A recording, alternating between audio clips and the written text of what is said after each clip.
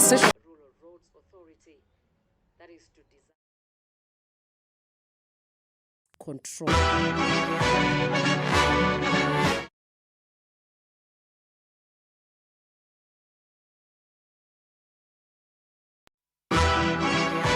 Powers and limitation of fundamental rights and freedoms. This bill, the Kenya Roads Amendment Bill, that is the National Assembly Bill number 31 of 2024, confers on the Cabinet Secretary the powers to make the regulations. It does not limit any fundamental rights or freedoms. This is a bill that concerns the county governments, that is in terms of Article 110(1)(a) of the Constitution, as it affects the functions and powers of county governments as set out in paragraphs 5A and part 2 of the 4th schedule of our Constitution. This bill is definitely a money bill within Article 114 of the Constitution. That is the Kenya Roads Amendment Bill. That is the National Assembly Bill number 31 of 2024. We have a motion on supporting and promoting local fertilizer manufacturing industries brought by Honorable Samuel Atandi. The Fertilizer and the Animal Food Act 2015 provides for the regulations of fertilizer importations in our country. The Fertilizer and Animal Foodstuffs Board regulates the fertilizer and animal foodstuffs industry, including the manufacture and production of fertilizers. The country currently relies heavily on imported fertilizer due to inadequate local production capacity. The low local production leads to definitely high cost for farmers and therefore reducing their profits and results in unhealthy reliance on imported fertilizer. These scenarios threatens the country's food security in the case of supply disruptions and discourages the local production. The Speaker of the National Assembly has walked into the House, Dr. Moses Masika Wetangula, for today's session. This is the Parliamentary Broadcast Unit in collaborations with KBC, and my name is Angela Chiror, and let's listen in.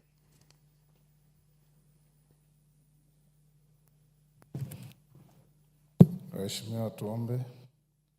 Ewe Mwenyezi Mungu, ambaye kwa hekima na wema wako umetoa nyadhifa za viongozi na mabunge kwa ustawi wa jamii na utawala wa haki wa wanadamu, tukusihi utazame kwa neema nyingi sisi watumishi wako ambao wameridhika kutuita tutekeleze shughuli muhimu za jamhuri yetu.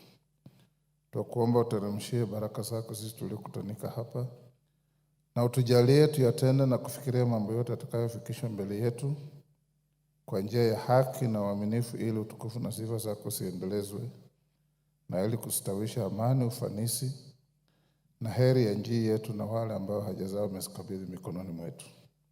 Amen.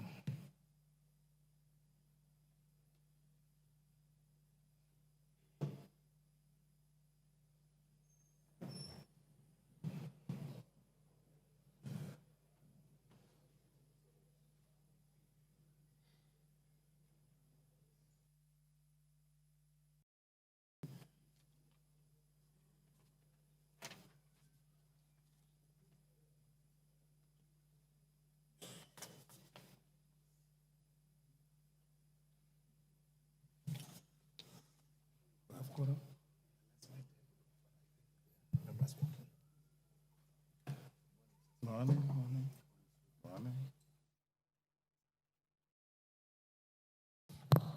Honorable members, we have quorum to transact business. Clerk. Order number 1, administration of oath. Order number 2, communication from the chair. Order number 3, messages. Order number 4, petitions. Honorable Mark Mwenje.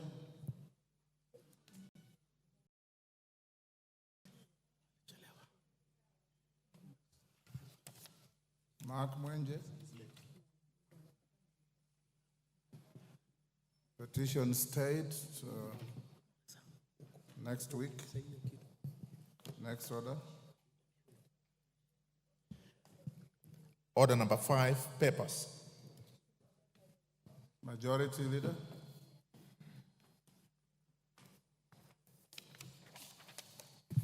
Thank you, Honorable Speaker. Honorable Speaker, I beg to lay the following papers on the table of the House today, Wednesday, June 19th, 2024, morning sitting. Reports of the Auditor General and financial statements for the year ended 30th June 2023, and the certificates therein in respect of 1. Bomas of Kenya Limited, Kenya Forest Services, Water Resources Authority, Higher Education Loans Board, Kenya Water Institute, University of Nairobi Press, Kenya Medical Supplies Authority, Tourism Regulatory Authority, National Youth Council, and the Kenya Utalii College. I thank you, Honorable Speaker, and I beg to lay. Next order. Order number 6, notices of motion. Order number 7, questions and statements. Honorable Joseph Namwar, Turkana Central, is in the House. Honorable Lillian Sioi, Member Trans Nzoia County. Honorable Fatuma Masito, you may raise your question to Labour. Thank you, Mr. Speaker, sir. Mr. Speaker, sir, I would like to request for a statement regarding the unfair labor practices by Leisure Lodge Beach Hotel Golf Resort in Diani.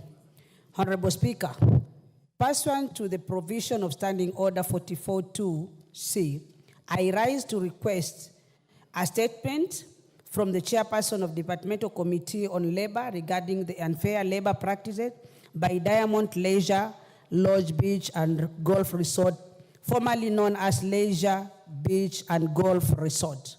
Honorable Speaker, Article 41(1) of the Constitution provides that every person has the right to fair labor practices, which include the right to fair remuneration and the right to reasonable working conditions, among others. Despite of the above stated constitutional safeguards, Leisure Lodge Beach and Golf Resort continues to subject its employees to unfair labor practices, Mr. Speaker. The Kenya Union of Domestic Hotels, Educational, Institutional, and Hospital Workers, KUDEIHA workers, Ukunda branch has severally received complaints by staff on the violation of workers' rights.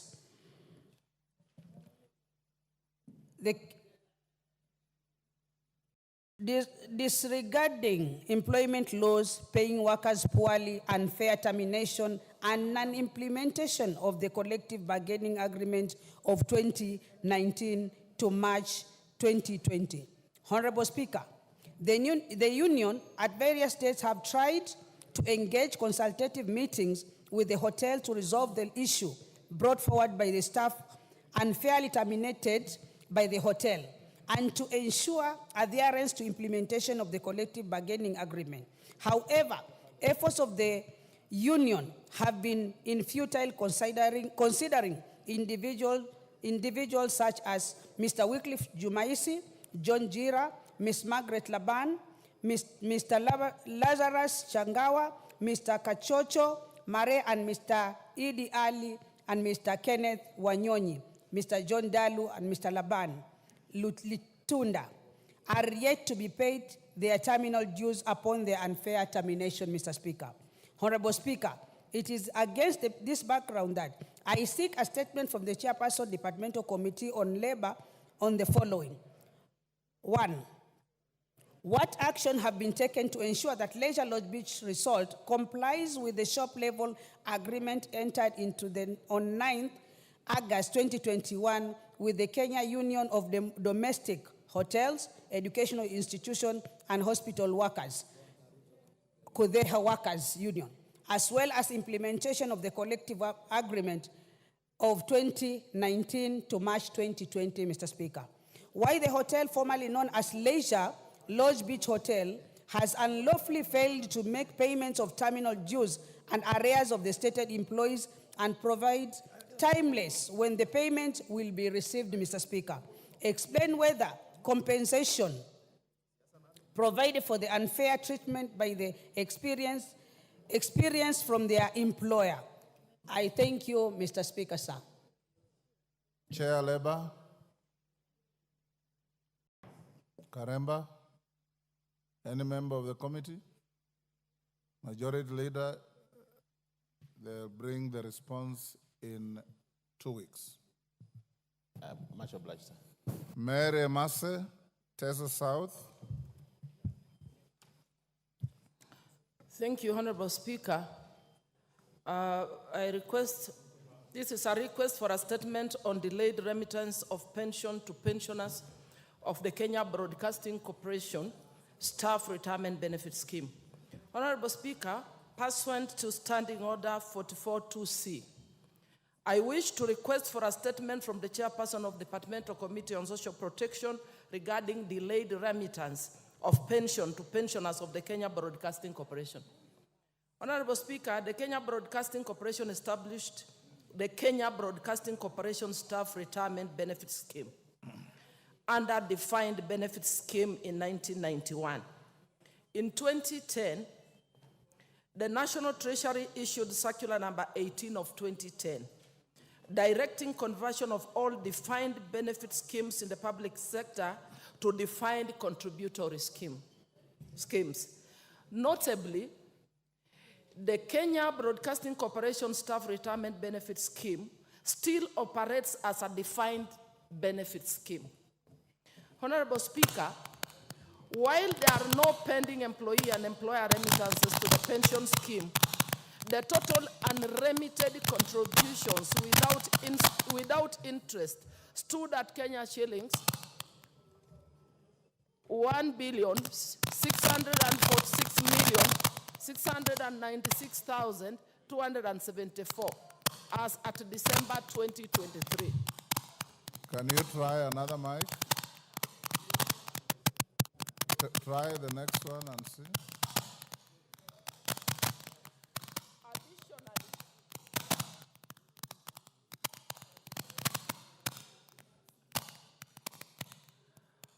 Honorable Speaker, while there are no pending employee and employer remittances to the pension scheme, the total unremitted contributions without interest stood at Kenya shillings 1,646,696,274 as at December 2023. Additionally, in 2018, the court in the ELRC case number 1352 KBC versus Kenya Broadcasting Corporation ruled in favor of the pension scheme. Hold, Mary. Clerk, what's happening?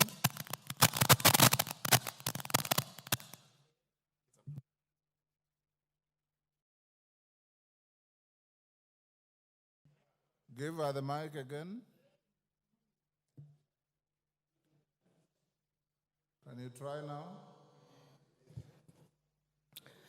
The National Treasury, through its Circular Number 13 of 2023, directed all state corporations to budget and honor their staff pension obligations, including the arrears. It is unfortunate that the Kenya Broadcasting Corporation has continued to contravene the said directive.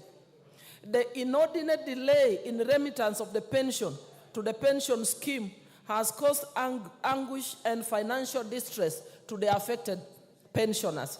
Honorable Speaker, it's against this backdrop that I seek a statement from the Chairperson of the Departmental Committee on Social Protection on the following. 1, why has the Kenya Broadcasting Corporation Staff Retirement Benefit Scheme not transitioned from defined benefit scheme to defined contributory scheme as per the directive by National Treasury? 2, explain the reasons for non-remittance of pension dues from both the employer and the employees deducted by the employer to the pension scheme. 3, what action is being taken to remedy the situation so that the affected pensioners receive their dues? I thank you, Honorable Speaker. Thank you. Chair, Social Protection. Majority Leader is directed to bring a response in 2 weeks. Much obliged, sir. Is Joseph Namwar now in? Question stayed to next week. Lillian Sioi. Question stayed to next week. I will indulge the Honorable Mark Mwenje and go back to order number 4. Go ahead. I see your petition is very long. Try to go through very quickly. Thank you, Honorable Speaker, and thank you for your indulgence. This public petition 9 of 2024 regarding land ownership dispute of land parcel LR 209/11970 Dandora Molem, area Kangundo Road. Honorable Mwenje, common decency requires that you apologize to the House for coming late. Thank you, Honorable Speaker. First of all, let me apologize for coming late. I was rushed to the table office to correct the same. So thank you, Honorable Speaker, and once again I apologize for being late.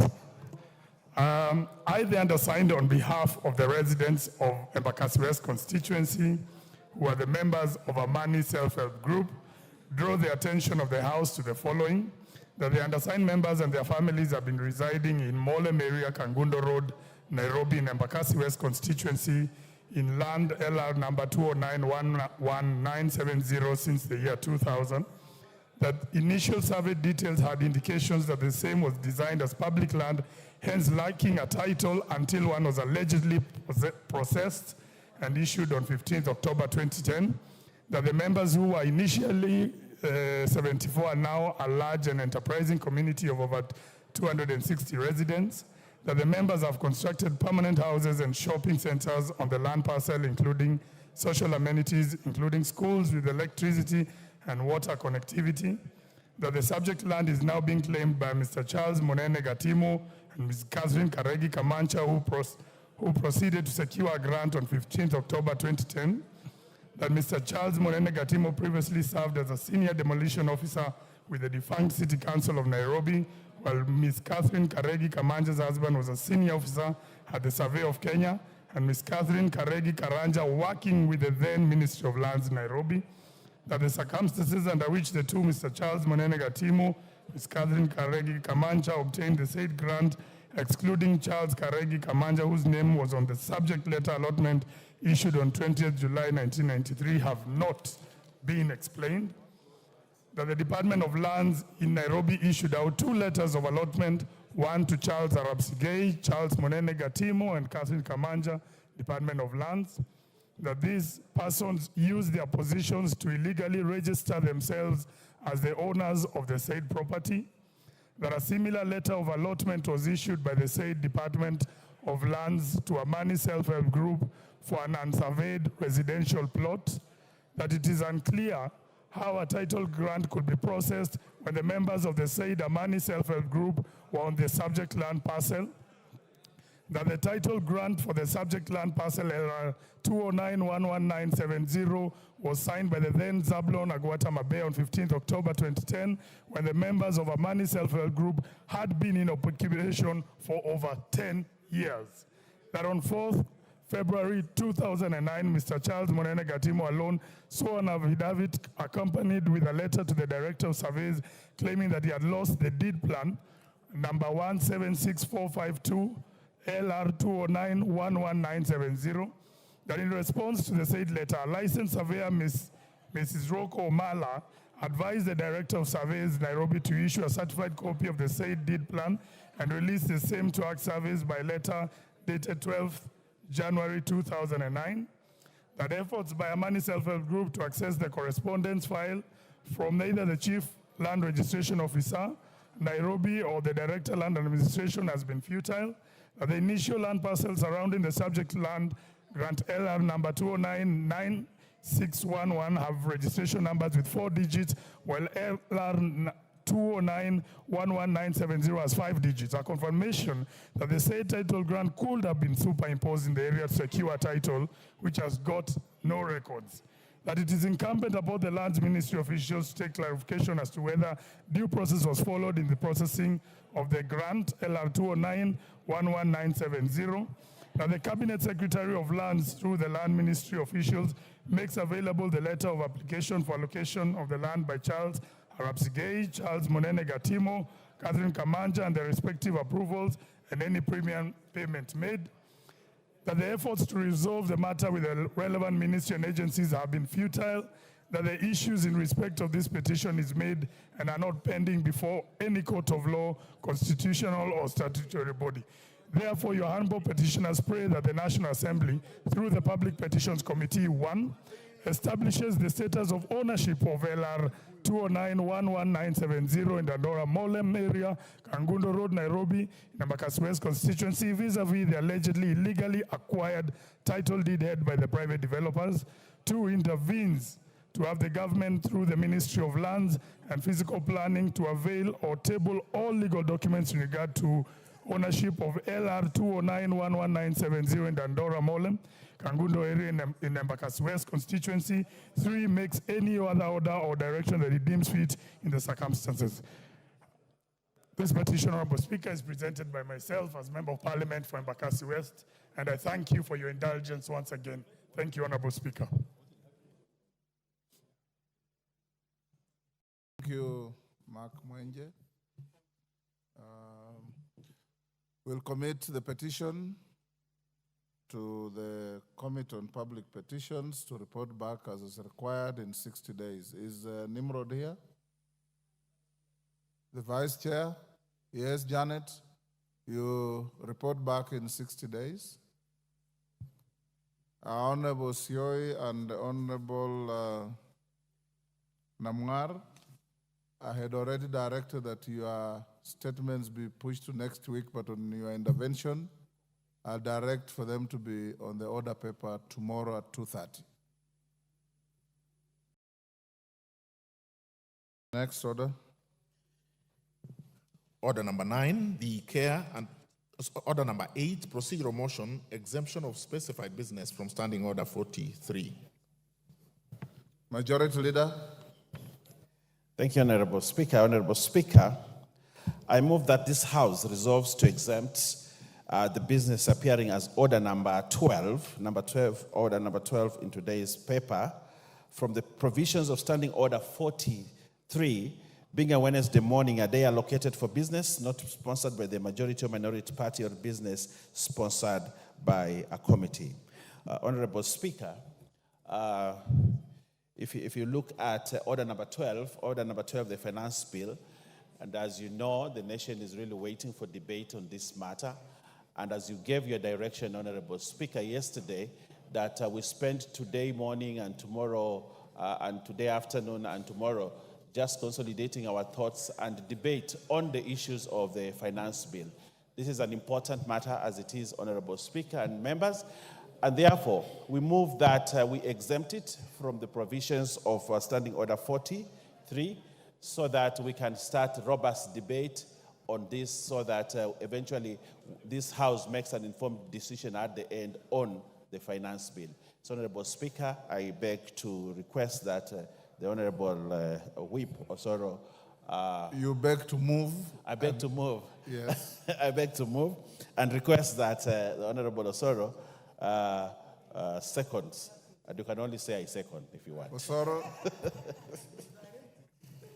Thank you very much, Honorable Speaker. Honorable Speaker, it's indeed true that we really have a lot on our tray in this week and early next week. And for that reason, Honorable Speaker, I beg to second.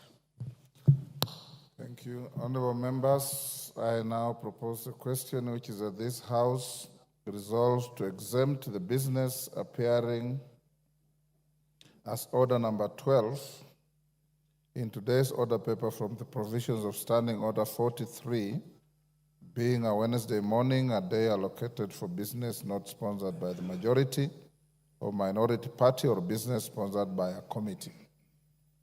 We put the question.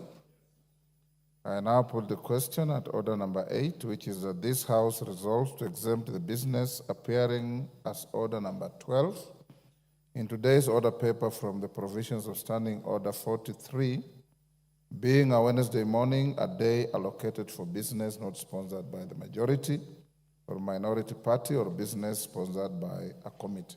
As members of that opinion say aye. Aye. Those of the contrary opinion say nay. The ayes have it. Next order. Order number 9, the Care and Protection of Child Parents Bill, Senate Bill number 29 of 2023, second reading. Question to be put.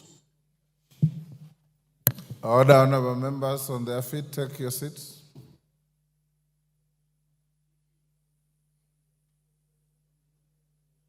Take the nearest seat. Honorable members, I now put the question at order number 9, which is that the Care and Protection of Child Parents Bill, Senate Bill number 29 of 2023, be now read a second time. As members of that opinion say aye. Aye. Will those of the contrary opinion say nay? Nay. The ayes have it.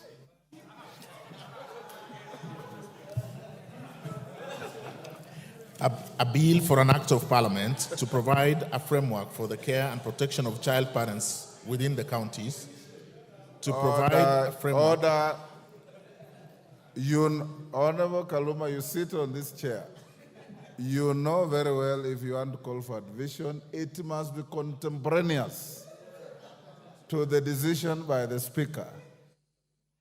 And in your attempt to lobby for support, you know you have failed. Go ahead.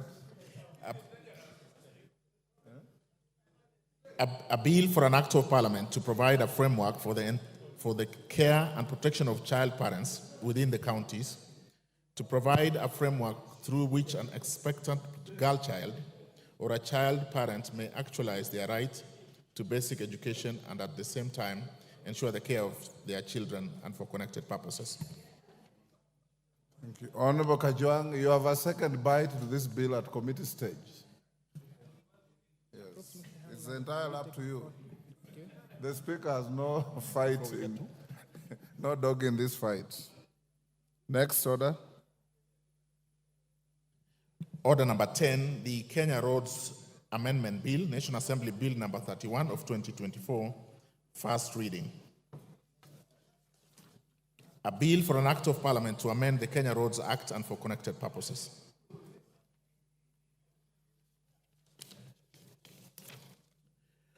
Order number 11, the Public Service Internship Bill, National Assembly Bill number 63 of 2022, second reading. Honorable Naisula, I want to stand down your bill because I know it has a balance of 33 minutes. But because of the importance of order number 12 and the direction I gave yesterday, you should indulge the House as well. And I'll direct that your bill be given priority on Wednesday next week.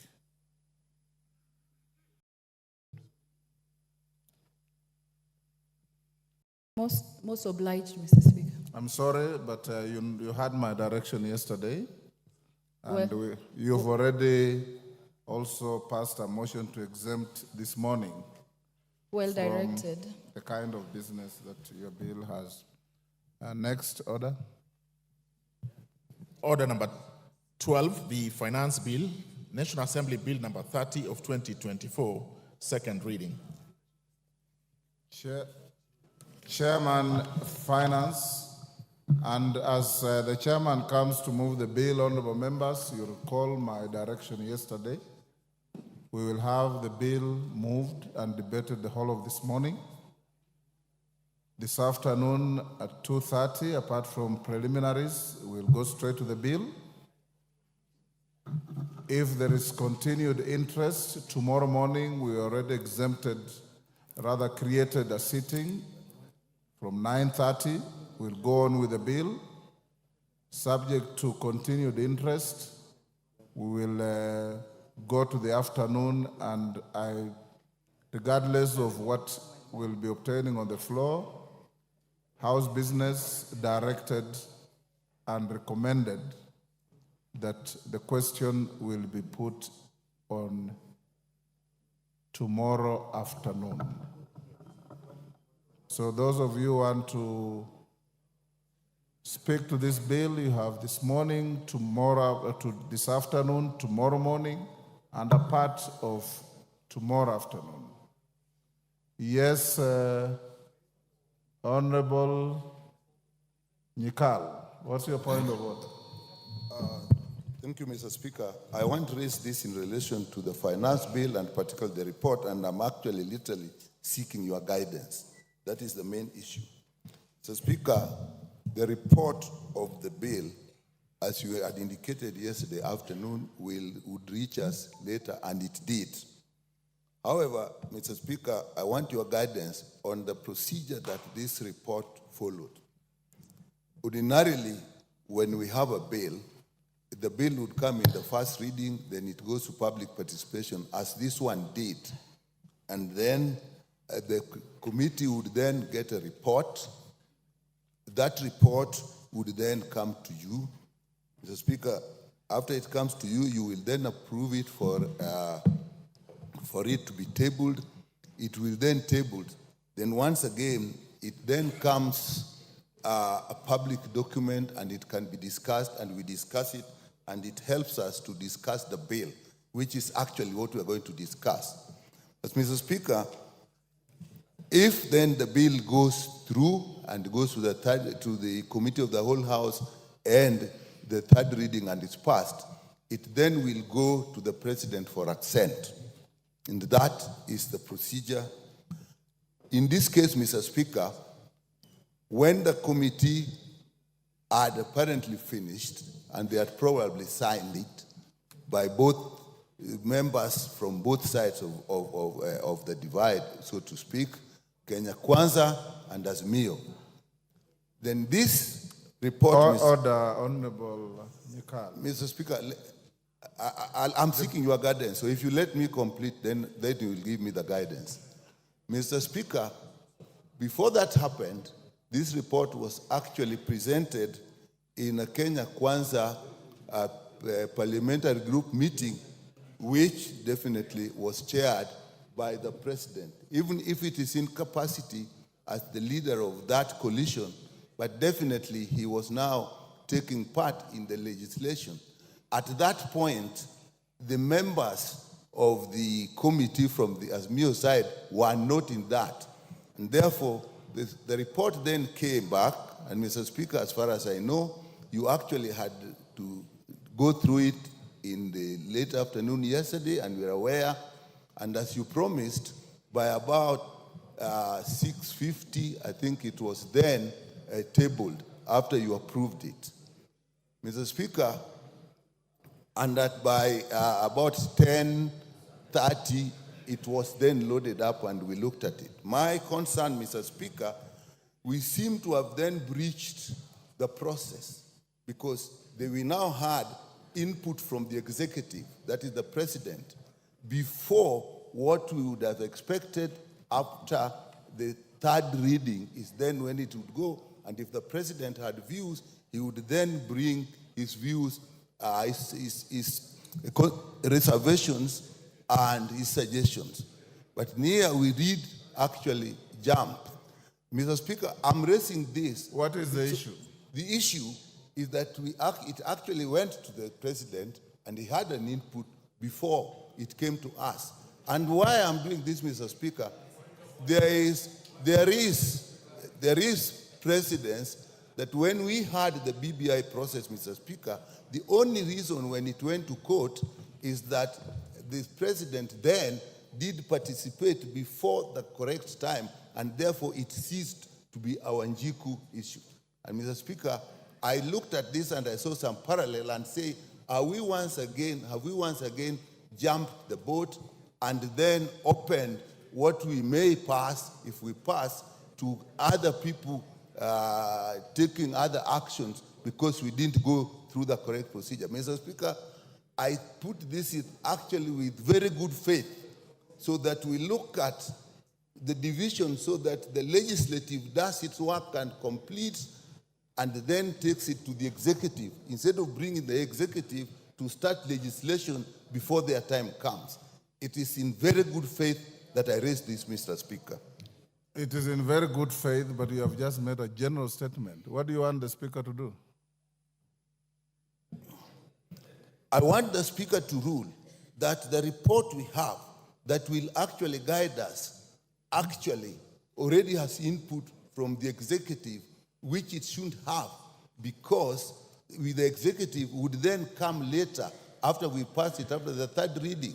So, Mr. Speaker, what guidance do you give? I think this is a very important constitutional issue, Mr. Speaker, and your guidance will be extremely important. Thank you, Honorable Nyikal, for raising that point. Honorable members, I don't want to open debate on this majority side. I have read the report, cover to cover. I have seen no reference to any meeting that you are talking about in that report. That's number one. Number two, caucusing among formations in parliament in a democracy is normal. Just as the majority side caucused, I'm also aware and I was informed, and I provided space for the minority side as your speaker for you to caucus last evening. And you did. Both caucusing are legitimate and legal under our standing orders and our constitution. Both caucusing and their outcomes cannot and will not be part of any report before the House. Indeed, if you have read the report like I have read, it has no reference to the majority side caucus or to the minority side caucus. Therefore, the bill before the House is proper. The report that was tabled upon my approval is available to every member. You may debate the bill and refer to the report. You may debate the bill without reference to the report. You may debate the bill without reference to any of the two. It's up to you. But the bill is before the House properly, and I now call the chair of the committee to move the bill. Thank you very much, Mr. Speaker, for your guidance. Mr. Speaker, I rise before you today with a sense of gratitude and appreciation for the opportunity to speak to this greatly esteemed August House.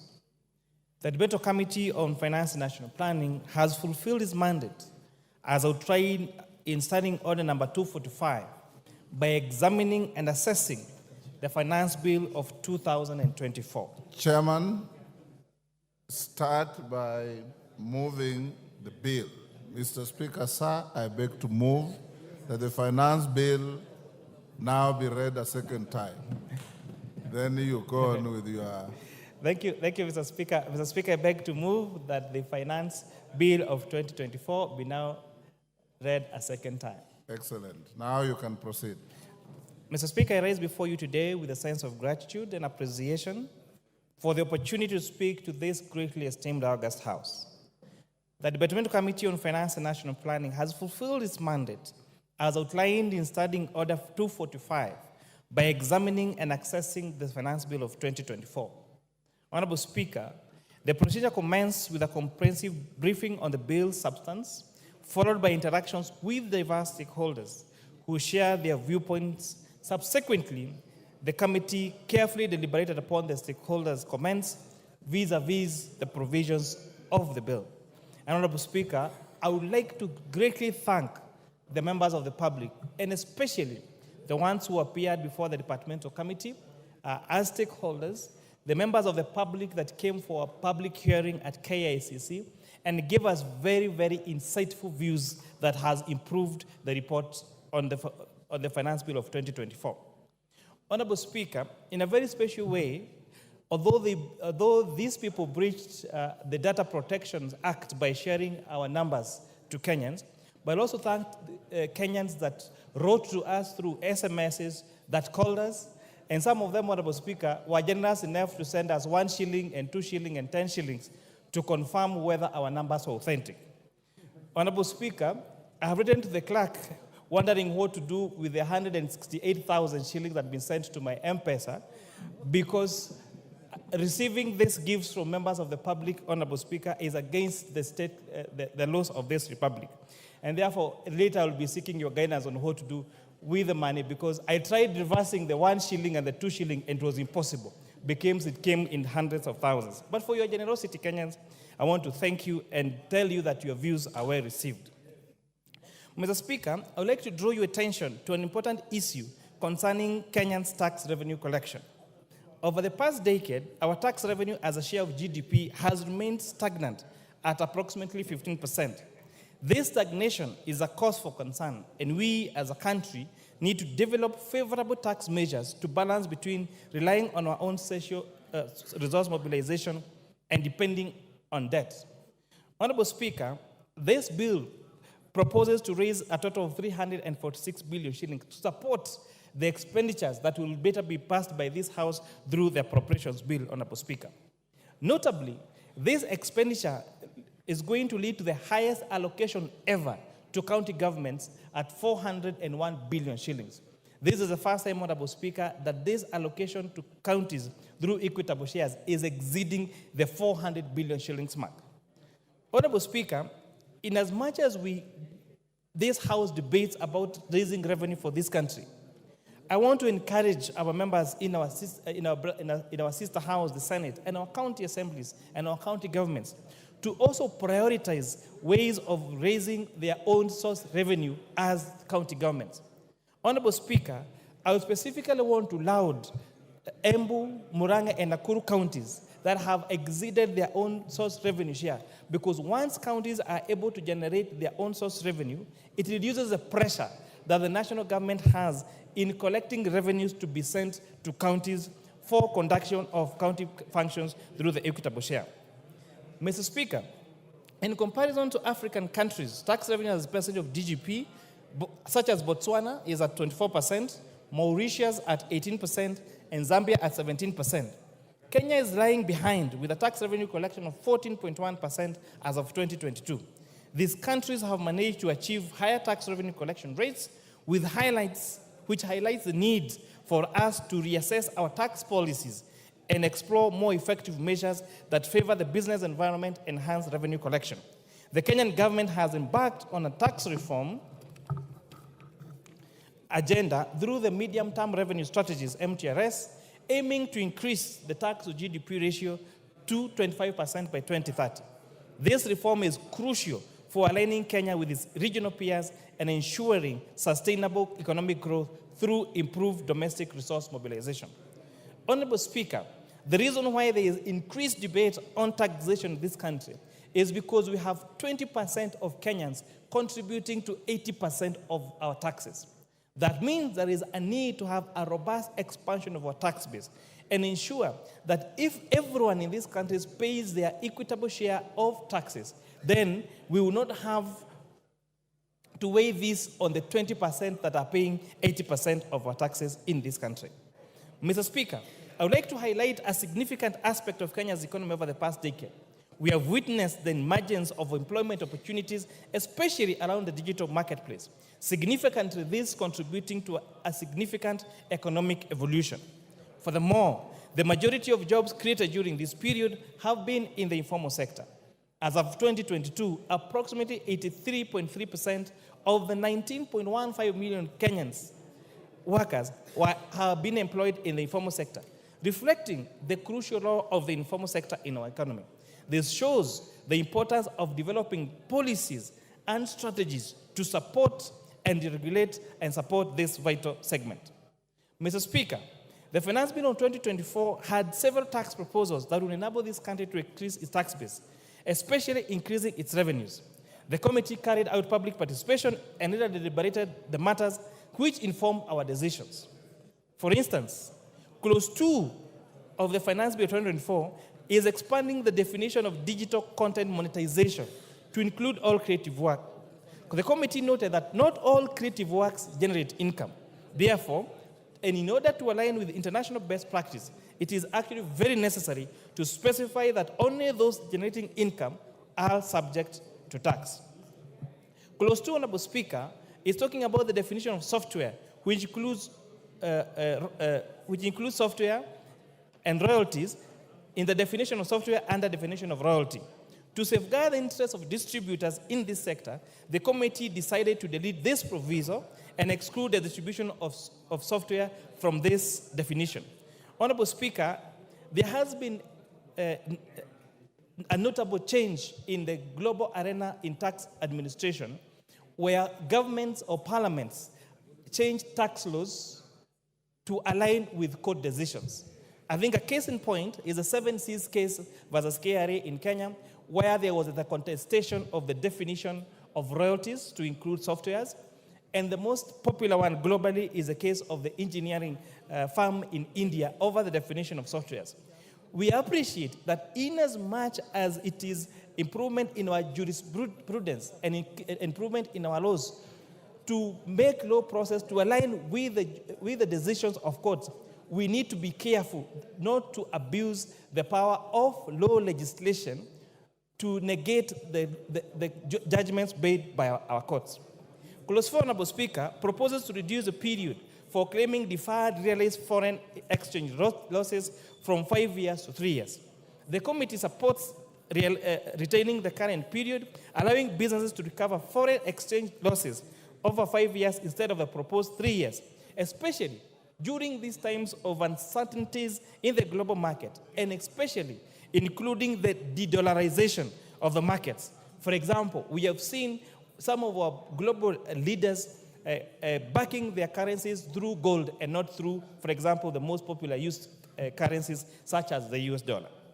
Clause 6B2, Honorable Speaker, proposes to exempt reimbursement of expenses incurred for asset purchasing during official duties by public officers, which was extensively discussed with stakeholders. The committee ultimately decided to remove this amendment that aimed to exclude public officers from taxation on employment of benefits received as reimbursements for asset acquisition.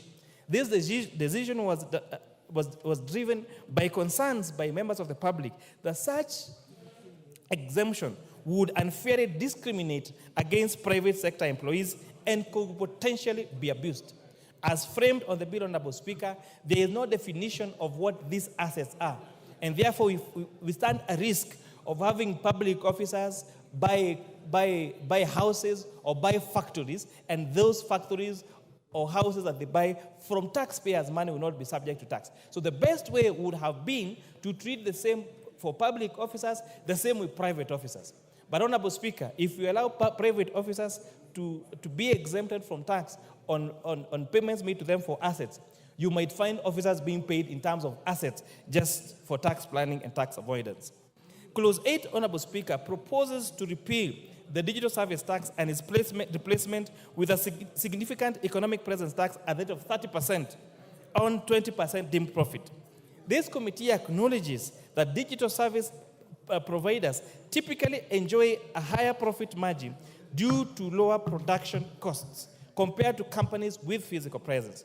Therefore, the adjustment aims to align the deemed profit more closely with what will be expected in those companies if those companies face similar cost structures. This is a revenue enhancement measure to ensure that digital service providers pay their fair share of tax. Additionally, and notably, Honorable Speaker, the committee proposes amending this clause to include a gradual increase in the rate of from 1.5% to 3% and not from 1.5% to 6% as proposed in the bill. And this is to ensure there is phased implementation of this adjustment. Honorable Speaker, this has been one of the most confused clauses that has been to the members of the public. This tax is not on digital content creators. This tax is for these applications, for example, Uber Eats, Jumia, and the tax is imposed on the owners of the platform, not on the consumers or those people making those deliveries, Honorable Speaker. And this has been endorsed by the best practice through OECD countries to have a uniformity globally on taxation around the digital marketplace, Honorable Speaker. On clause 912G, there is the proposed introduction of minimum top-up tax. This committee strongly supports its measure, noting its global adoption in over 60 countries, where many of these key multinational companies operate. Failing to implement this tax in Kenya would undermine the fair application of tax obligations, potentially allowing constituent companies located in Kenya to underpay their share of revenues. This amendment is aligned to the multilateral instruments on profit shifting and base erosion that this House approved a month ago. Again, another very misinterpreted clause. The minimum top-up tax, to explain simply, means where a multinational company operates in Kenya and as a group company, and in the company of their origin, they have a lower tax rate than that of Kenya, then they will be required to pay this minimum top-up tax. And again, this is to align ourselves with best practice. Clause 9, 12H, proposes an introduction of motor vehicle tax at the rate of 2.5% of the value of the vehicle. With this clause, the committee knows the following.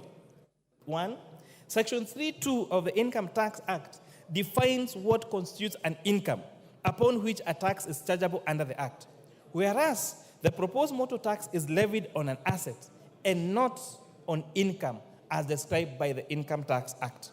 The proposal, Honorable Speaker, to cap the levy at 100,000 shillings makes this tax discriminatory and non-progressive, because this essentially means that those motor vehicles that have a value of 4 million shillings and below would have paid the fair tax of 2.5%. But those vehicles that have of higher value of 2.5% would have paid a less commensurate percentage of that motor vehicle tax. The proposal will have adverse effects on the insurance-taking behavior of motor vehicle owners and further lead to negative effects on the insurance sector. Honorable Speaker, notably also, commercial vehicles which are subject to advance tax and would therefore amount to double taxation. We noticed concerns from the members of the public. Most especially commercial vehicles take third-party insurance. Third-party insurance is a flat rate of 7,500 shillings. So if we impose 2.5% on a matatu that say is worth 4 million shillings, that means that the motor vehicle tax on that matatu would be 100,000 shillings. And considering that most of them struggle to even raise the 7,500 shillings comprehensive insurance, then that would be quite punitive and would actually even lead to them not taking the regular insurance for their motor vehicles. From the foregoing, the committee recommends therefore the deletion of the proposed motor vehicle tax. Honorable Speaker, on clause 10, the proposal to limit the deductibility of an employee's contributions to a post-retirement medical fund to 10,000 shillings. This committee recommends increasing actually the limit to 15,000 shillings. This is to encourage a saving culture for a post-retirement medical scheme. This is an improvement from our last year's amendment where we introduced the relief, and therefore we really urge this House to adopt this amendment. Honorable Speaker, you will note a concept called black tax, where the reason why a majority of Kenyans, especially middle-income earning Kenyans, are struggling, one of them is because they have to support their aging parents. Some of them really contributed their many years of public service to serving the people of this country.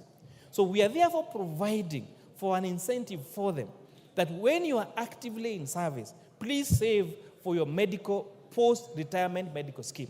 And we're saying, when you make this contribution to your post-retirement medical scheme, that contribution will be tax allowable to up to 15,000 shillings a month. And this will really help that when we grow old, the times when parents would rely on their children to support them when they are old, the times when children were seen as an investment needs to end. When someone reaches their age of 18 years, they should be allowed to drive by themselves and support themselves and the family by us during our active lives investing heavily on our retirement. This is not to mean that we don't support our parents, but just saying that let us, all of us are working now, work hard to make sure that we put measures such as this one, saving for our post-retirement medical scheme, so that we do not burden our children with our medical costs when you are old and not working. Clause 12, Honorable Speaker, proposes to introduce the advance pricing agreement. This committee supports a proposal for an advance pricing agreement since it will enhance revenue determination in entities that belong to multinational groups or trade with related persons. Further, this will lead to allowing a seamless implementation of the agreements. The committee recommends enactment of regulations. And I need to emphasize this. The committee recommends Kenya Revenue Authority to enact regulations to address circumstances where KRA cancels advance payment agreements to allow the taxpayer the right to appeal, among other concerns. This proposal is also to align, Honorable Speaker, with our tax laws on international best practice and prevent profits shifting and base erosion. Clause 21D1, Clause 21DJ, Honorable Speaker. The committee endorses the bill's proposal to introduce withholding tax on interest from bonds, notes, or securities with a maturity of less than 3 years. This measure, Honorable Speaker, aims to promote long-term investment and ensure that government revenue from such payments is consistent with other forms of income. Clause 23, Honorable Speaker, proposes subjecting amateur supporting associations to taxation.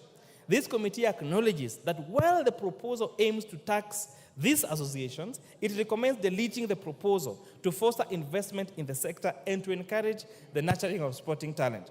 This decision is intended to incentivize and support the management of youth talent through sporting activities. Honorable Speaker, we have seen, for example, the Talanta initiative.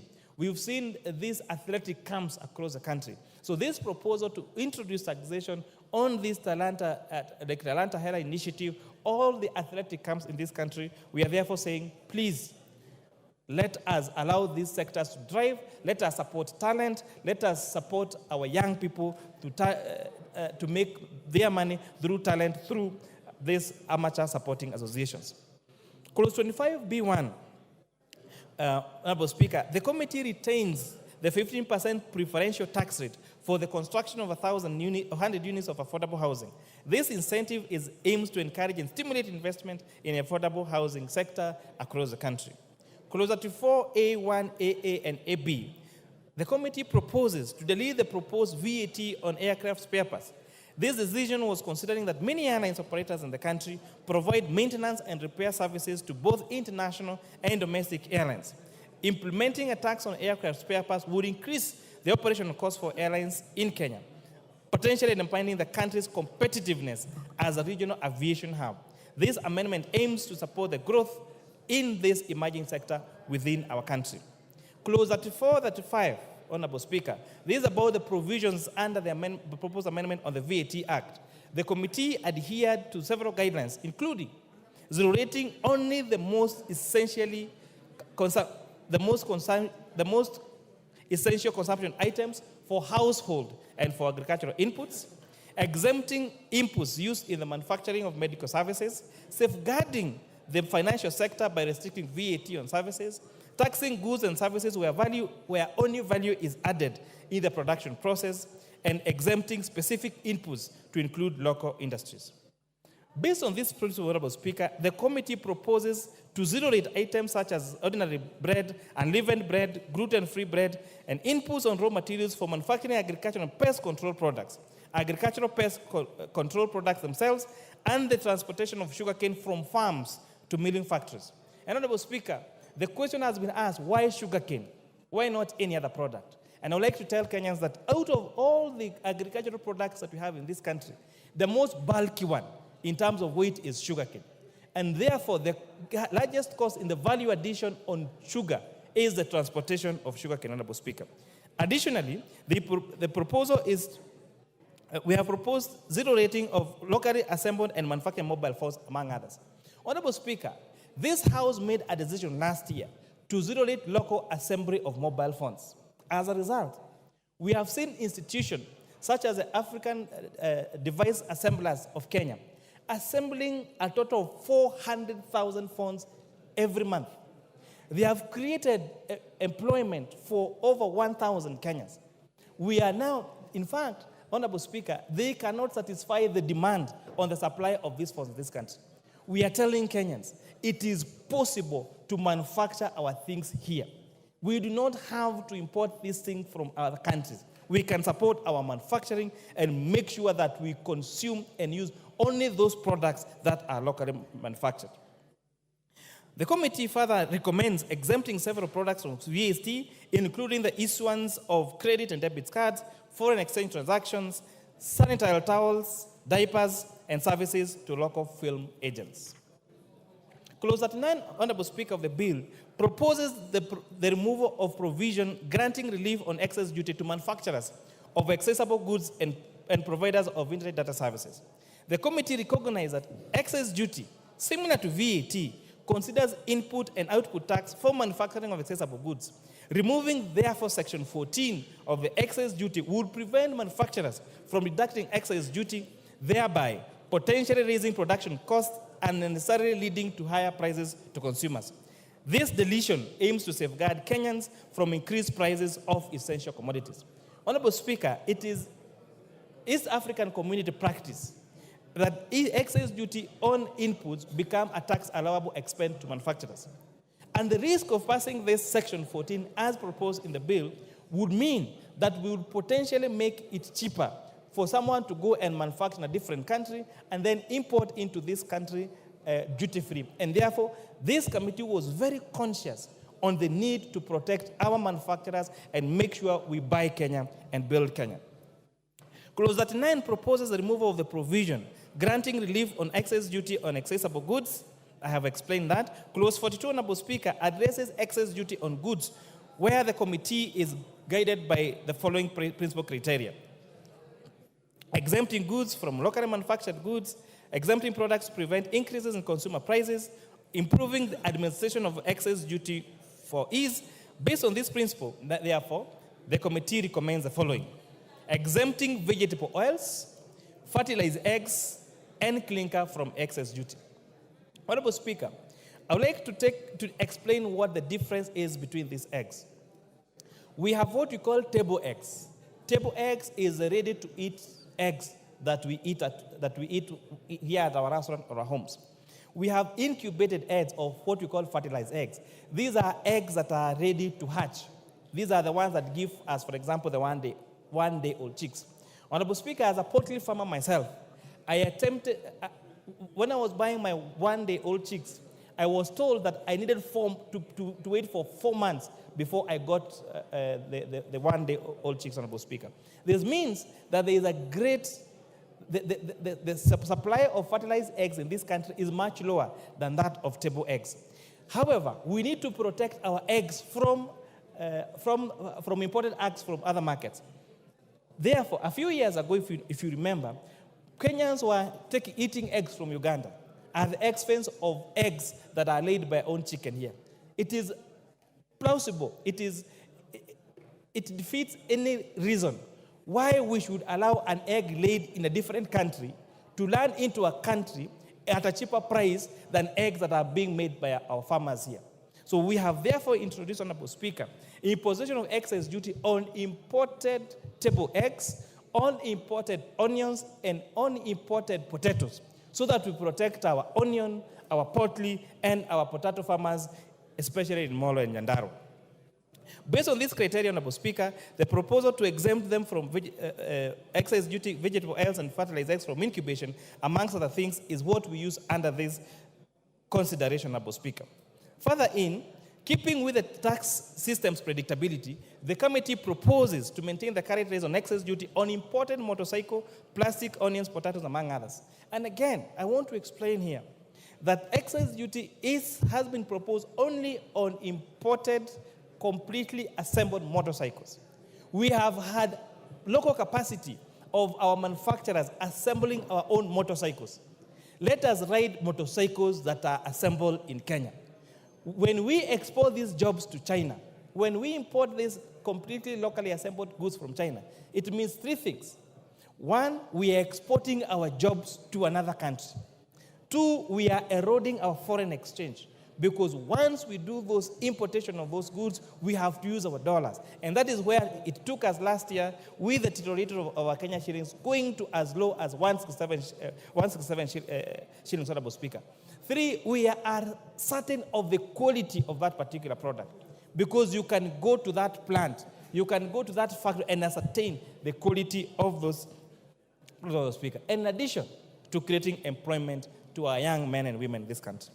With this regards, Honorable Speaker, to excess duty in services, the committee was guided by the need to keep the consumer prices for certain services low and then to ensure stability in terms of the rate of excess duty. Based on these criteria, the committee proposes to maintain the prevailing rate on money transfer services by banks and financial institutions and money transfer services by cellular phone providers. Honorable Speaker, you've heard the popular tuma na ya kutoa.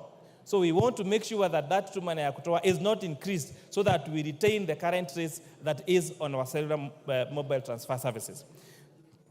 Clause 44, Honorable Speaker, proposes an increase in the import declaration fee to highlight a reduction from 30.5% to 2.5% in the Finance Act of 2023. This resulted in a significant revenue loss of 10 billion shillings, impacting the implementation of 2023-24 budget. And this, therefore, Honorable Speaker, you have seen in a record 2 supplementary budgets that have led to a very huge cut on our expenditures. And this is because one of the decisions that we made was a reduction of IDF last year from 3.5 to 2.5% led to a revenue loss of 10 billion shillings. Honorable Speaker, clause 45 and 48 proposes the introduction of an eco levy to mitigate environmental damage and pollution caused by imported finished products in Kenya. The committee emphasizes that this levy should exclusively apply to imported finished products, therefore safeguarding local manufacturers who are already adhering to what's called the extended producer principle. Regarding to a stakeholder feedback and to mitigate price impacts on essential goods, however, the committee recommends excluding motorcycles, bicycle tires, wheelchairs, 3-wheel motorized vehicles, which you probably know as tuk-tuks and wheelbarrows, from this levy. Additionally, the committee proposes reducing the eco levy for select finished goods. These adjustments are intended to balance environmental protection with consumer affordability and local manufacturing interests, Honorable Speaker. Especially on the area of e-waste, Honorable Speaker. Whatever products, these products, when you import them, when we import that phone, one day that phone will die ultimately. So we are saying, let us have a fund through the restoration fund which provides resources to ensure at the end of the life of that product, there is money that is used to restore, to either reuse, recycle, or restore the impact of that product to the economy, Honorable Speaker. And for example, how that fund is already working. Now, if you are doing mineral exploration in this country, and you go and dig up when you're doing your quarry or your mineral exploration, you are required to pay a bond so that when now you finish your exploration, there is money to restore that land to its original state, either, for example, by converting it into a dam or filling it up. So this is similar to that. And you've seen this work in other countries, where when at the end of use of a phone or a computer, those phones are taken, those computers are taken, and they are either used or recycled, Honorable Speaker. And it's also important to mention that the responsibility of the payment of this eco levy is not on the consumer. It is on the manufacturer in that country of origin. And this, again, is in line with best practice. It has been introduced in Tanzania, it has been introduced in several countries, and most of these larger manufacturers are more than willing to pay this eco levy to make sure that the products that they produce at the end of the life of that product, they are able to be collected, to be reused or recycled to prevent the eroding of our environment, Honorable Speaker. Clause 47 introduces the Export and Investment Protection Levy to address declining exports and increase imports, especially for locally manufactured goods. The company's objective is to safeguard the local manufacturing sector against unfair trade practices, enhance its competitiveness, and foster a sustainable and inclusive export environment. The Export and Investment Promotion Levy is expected to have several impacts on the manufacturing sector.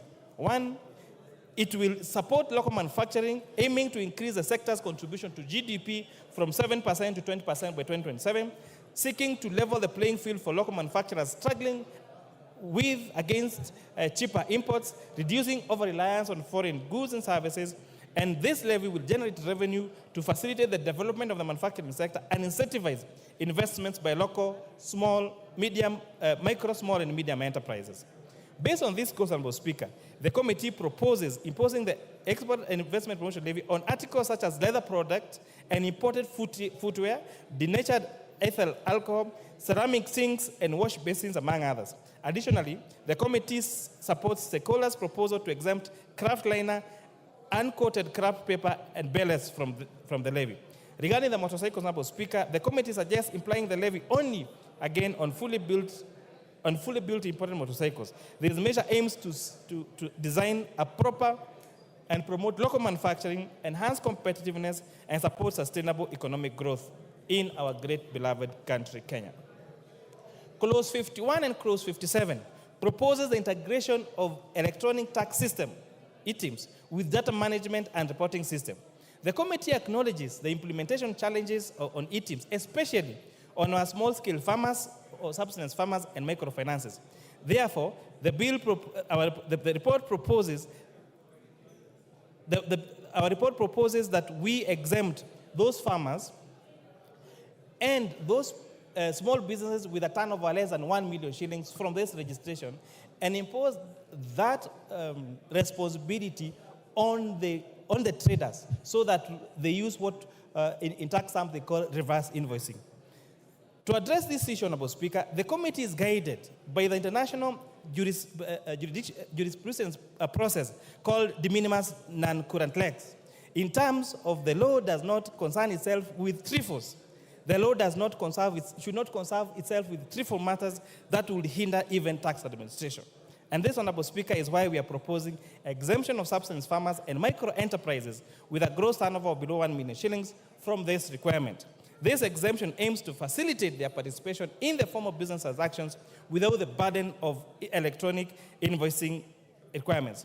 Furthermore, Honorable Speaker, the committee suggests to KRA to ensure guidelines on this operationalization is addressed effectively. These guidelines would provide clarity and ensure smooth implementation while supporting the integration of small-scale farmers and micro enterprises into the formal economy. Clause 56, Honorable Speaker, addresses the issue of agency notices. This is aimed to resolve ambiguities regarding their validity. The committee recognizes the necessity to provide a mechanism to lift agency notices in Kenya where taxes have been fully paid pursuant to a court order.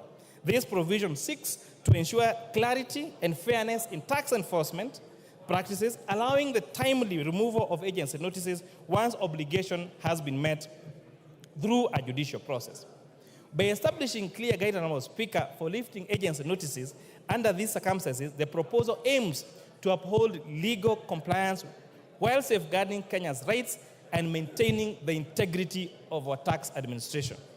Clause 61 proposes the removal of restrictions that require owners of affordable housing units to obtain prior written consent from the Affordable Housing Board before selling their units. The committee supports this amendment, citing the concerns from the public that this provision on the Affordable Housing Act infringes on the constitutional right to property. By advocating for the removal of this requirement, the committee seeks to uphold property rights and ensure that homeowners have the freedom to manage and dispose their affordable housing units without unnecessary bureaucratic handles. Clause 63 proposes granting KRA access to personal data. The committee has raised concerns that this proposal does not meet the constitutional threshold outlined in Articles 31C and D of the Constitution of Kenya. Additionally, the committee notes that Section 51 of the Data Protection Act specifies conditions under which exemptions might be applicable. Moreover, Honorable Speaker, Section 60 of the Tax Procedures Act empowers the commissioner or authorized officers with a warrant to access any necessary data for administering tax laws. These considerations, therefore, shows the need for careful alignment with constitutional and legal provisions regarding privacy and data protection in implementing this proposal. The decline in levy collection, Speaker, continues to impact on highways, urban and rural roads. Recent heavy rains and flooding like El Nino have again further damaged our roads, and therefore they need to provide more resources, Honorable Speaker, through the appropriations to ensure that we have sufficient resources on the repair of our roads, and especially the low-volume seal roads. Mr. Speaker, exploring innovative approaches such as targeted initiatives, simplified tax processes, and enhanced taxpayer education can encourage voluntary compliance and broaden participation in the formal tax system. Bringing more Kenyans into the taxpayer fold, we align our tax revenue collection with economic expansion, enabling us to finance crucial investments in infrastructure, social programs, and sustainable development. Mr. Speaker, addressing these issues proactively and maintaining effective tax policies will strive to increase our tax revenue collection in line with our economic potential. This, Honorable Speaker, will strengthen our fiscal position, allowing for investment in key sectors such as social welfare programs and infrastructure development, fostering sustainable economic growth to benefit all Kenyans. Mr. Speaker, as we deliberate the Finance Bill of 2024, it is important to actually prioritize measures that will effectively expand our tax base and ensure revenue generation. This may involve innovative tax policy approaches such as incentivizing compliance, simplifying tax procedures, and overcoming barriers that hinder our revenue growth. Honorable Speaker, there are other two proposals that are very critical in this economy. One of them is the amendment on excise duty on cigarettes, where we are applying preferential rates per centiliter to filtered and unfiltered cigarettes. Honorable Speaker, we witnessed heartbreaking confessions of victims of throat cancer after 25 years of smoking. And this is because we're saying they started with the unfiltered cigarettes, then went to the filtered cigarette and spoke for 25 years. And as a result, Honorable Speaker, there has been demonstration globally that there is a direct relationship between cigarette smoking and many forms of cancer, especially throat and lung cancer.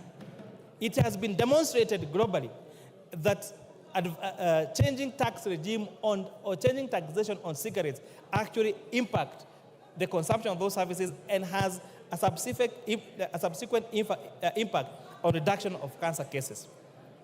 Honorable Speaker, on alcoholic beverages, Honorable Speaker, the proposed amendment to shift from taxation by volume to taxation by alcohol content is also a great welcome a policy idea and aligns with best practice global, Honorable Speaker. This means that alcoholic drinks that have higher alcohol content will have a higher excise duty than those alcoholic drinks that have lower alcohol content.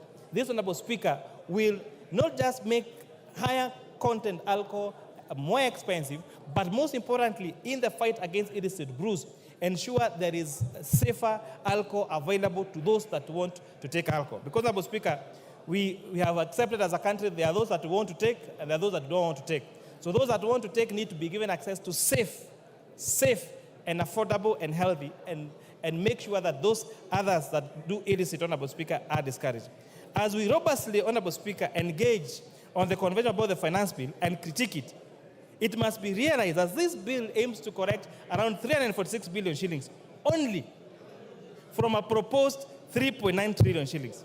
We therefore request this House, our departmental committees and our oversight committees and Kenyans in the public to interrogate the expenditure side of this budget as they are interrogating the financing side. This, Honorable Speaker, will lead to a more robust budget-making process, reduce or prevent budgeted corruption, maintain fiscal discipline in the use of our resources by our executive, Honorable Speaker. Because one of the credit cases we face, Honorable Speaker, is the trust deficit on what this will be used. And this House, in our oversight roles, can do a great job in reducing that trust deficit, in ensuring that the taxes paid by hand-earned Kenyans are spent correctly for the success, for the prosperity of the great public of the Republic of Kenya. With that, Honorable Speaker, I beg to support. You beg to move. With that, Honorable Speaker, I beg to move. And who is seconding you? Honorable Speaker, I request my very able Vice Chair, CPA Ambassador Benjamin Nangat, the MP for the great people of Ainamoi in Kericho County, to second. Benja. Mr. Speaker, I rise to second this finance bill of 2024.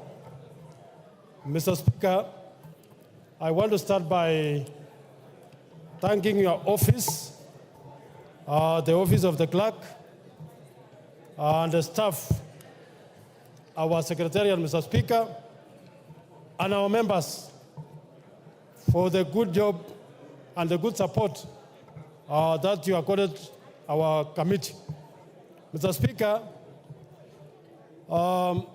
this finance bill is one of the most canvassed finance bill, Mr. Speaker.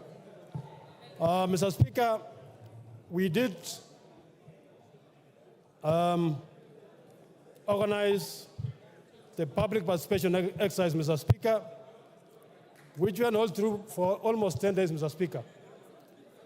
Mr. Speaker, during that exercise, we informed Kenyans that the finance bill of 2020, the public participation exercise, which we were doing, Mr. Speaker, was not a public relations exercise, Mr. Speaker.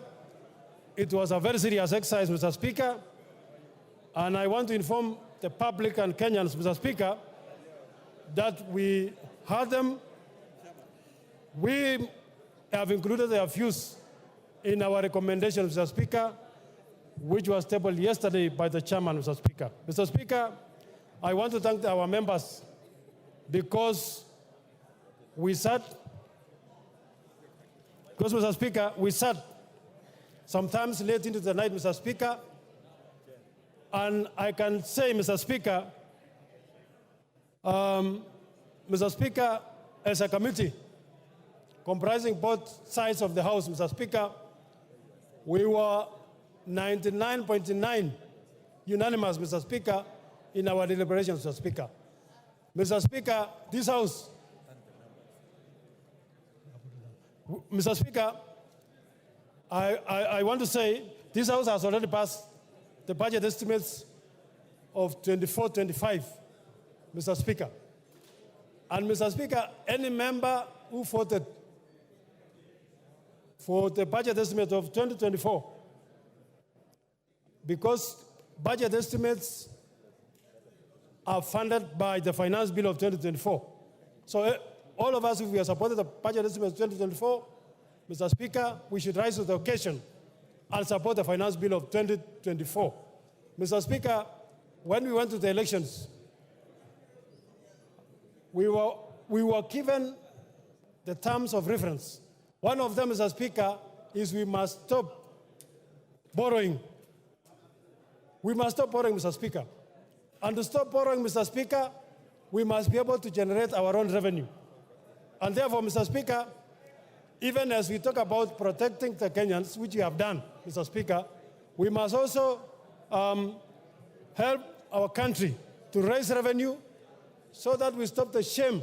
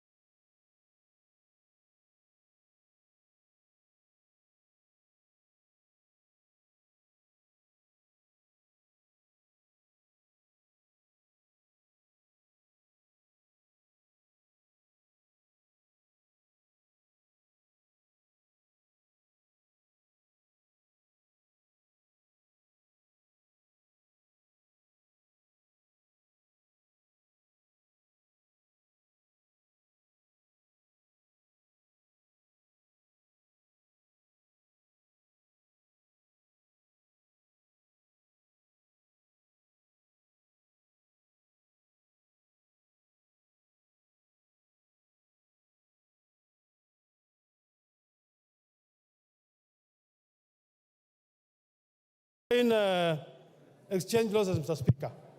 The bill proposes to reduce that, that provision from 5 years to 3 years, Mr. Speaker.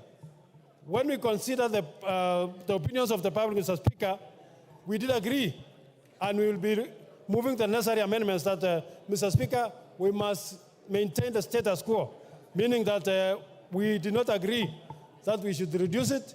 It is good for the public, for our companies, Mr. Speaker, to be given sufficient time to recover their losses, Mr. Speaker. So, Mr. Speaker, we shall be introducing recommendations to delete that section, Mr. Speaker, which was proposing to reduce recovery of foreign losses, exchange losses, from 5 years to 3 years.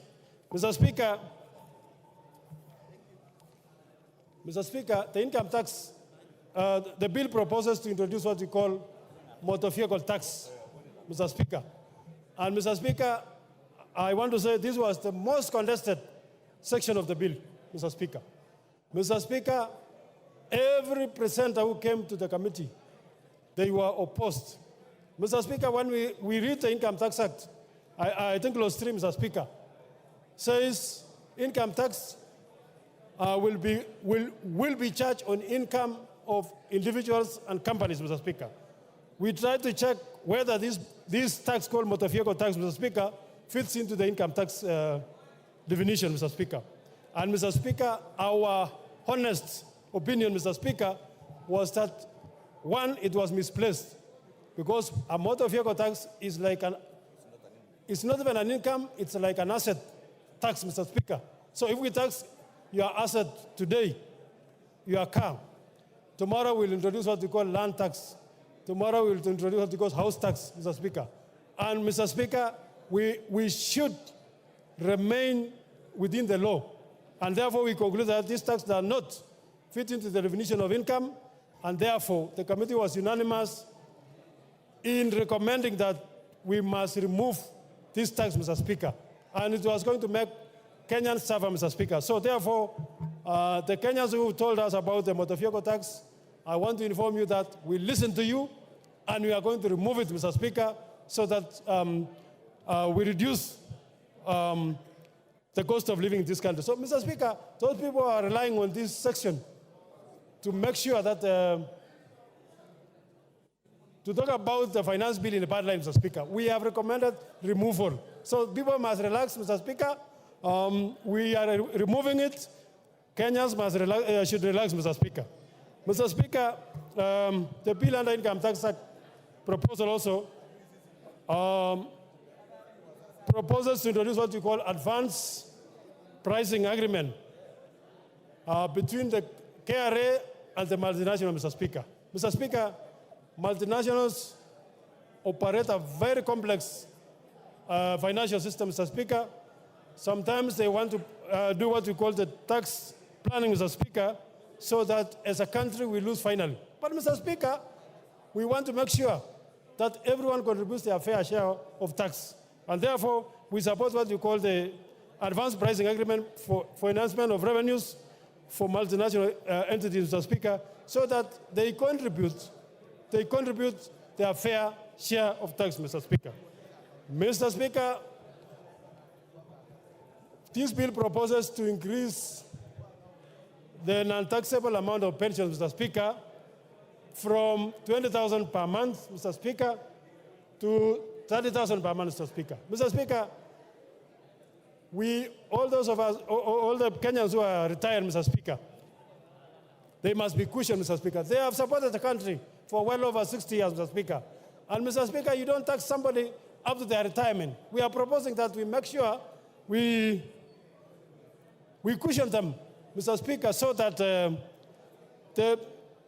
the amount that we are recommending that we increase the tax deductible amount from 20,000 to 30,000, Mr. Speaker. Mr. Speaker,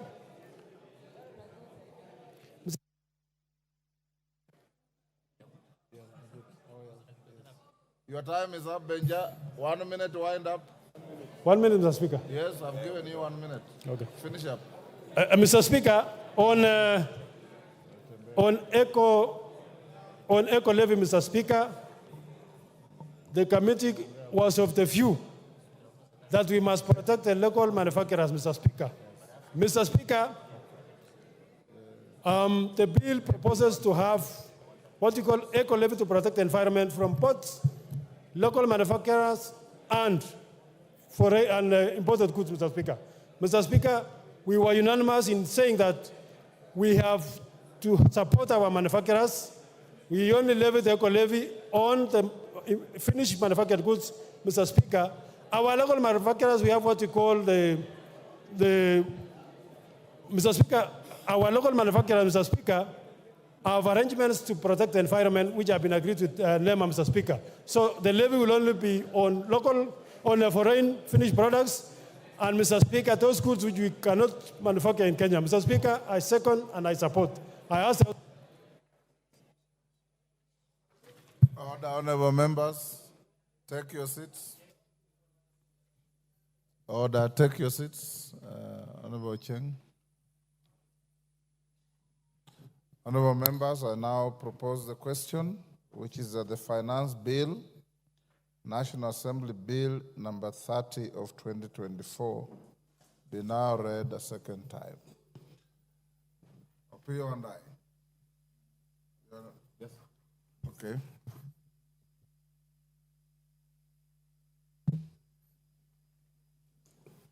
I thank you, Honorable Speaker.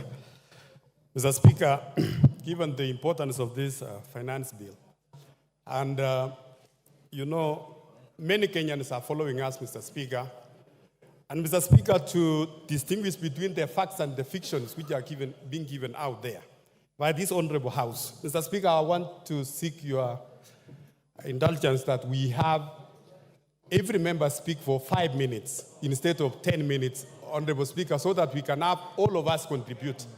Honorable Speaker, thank you. Honorable members, according to a motion we passed at the beginning of this session, the mover of this bill has 45 minutes, which he expended. The seconder, 15. Majority leader and minority leader, 15. Each member speaking has 10 minutes. Now, Bowen is suggesting that you reduce it to 5.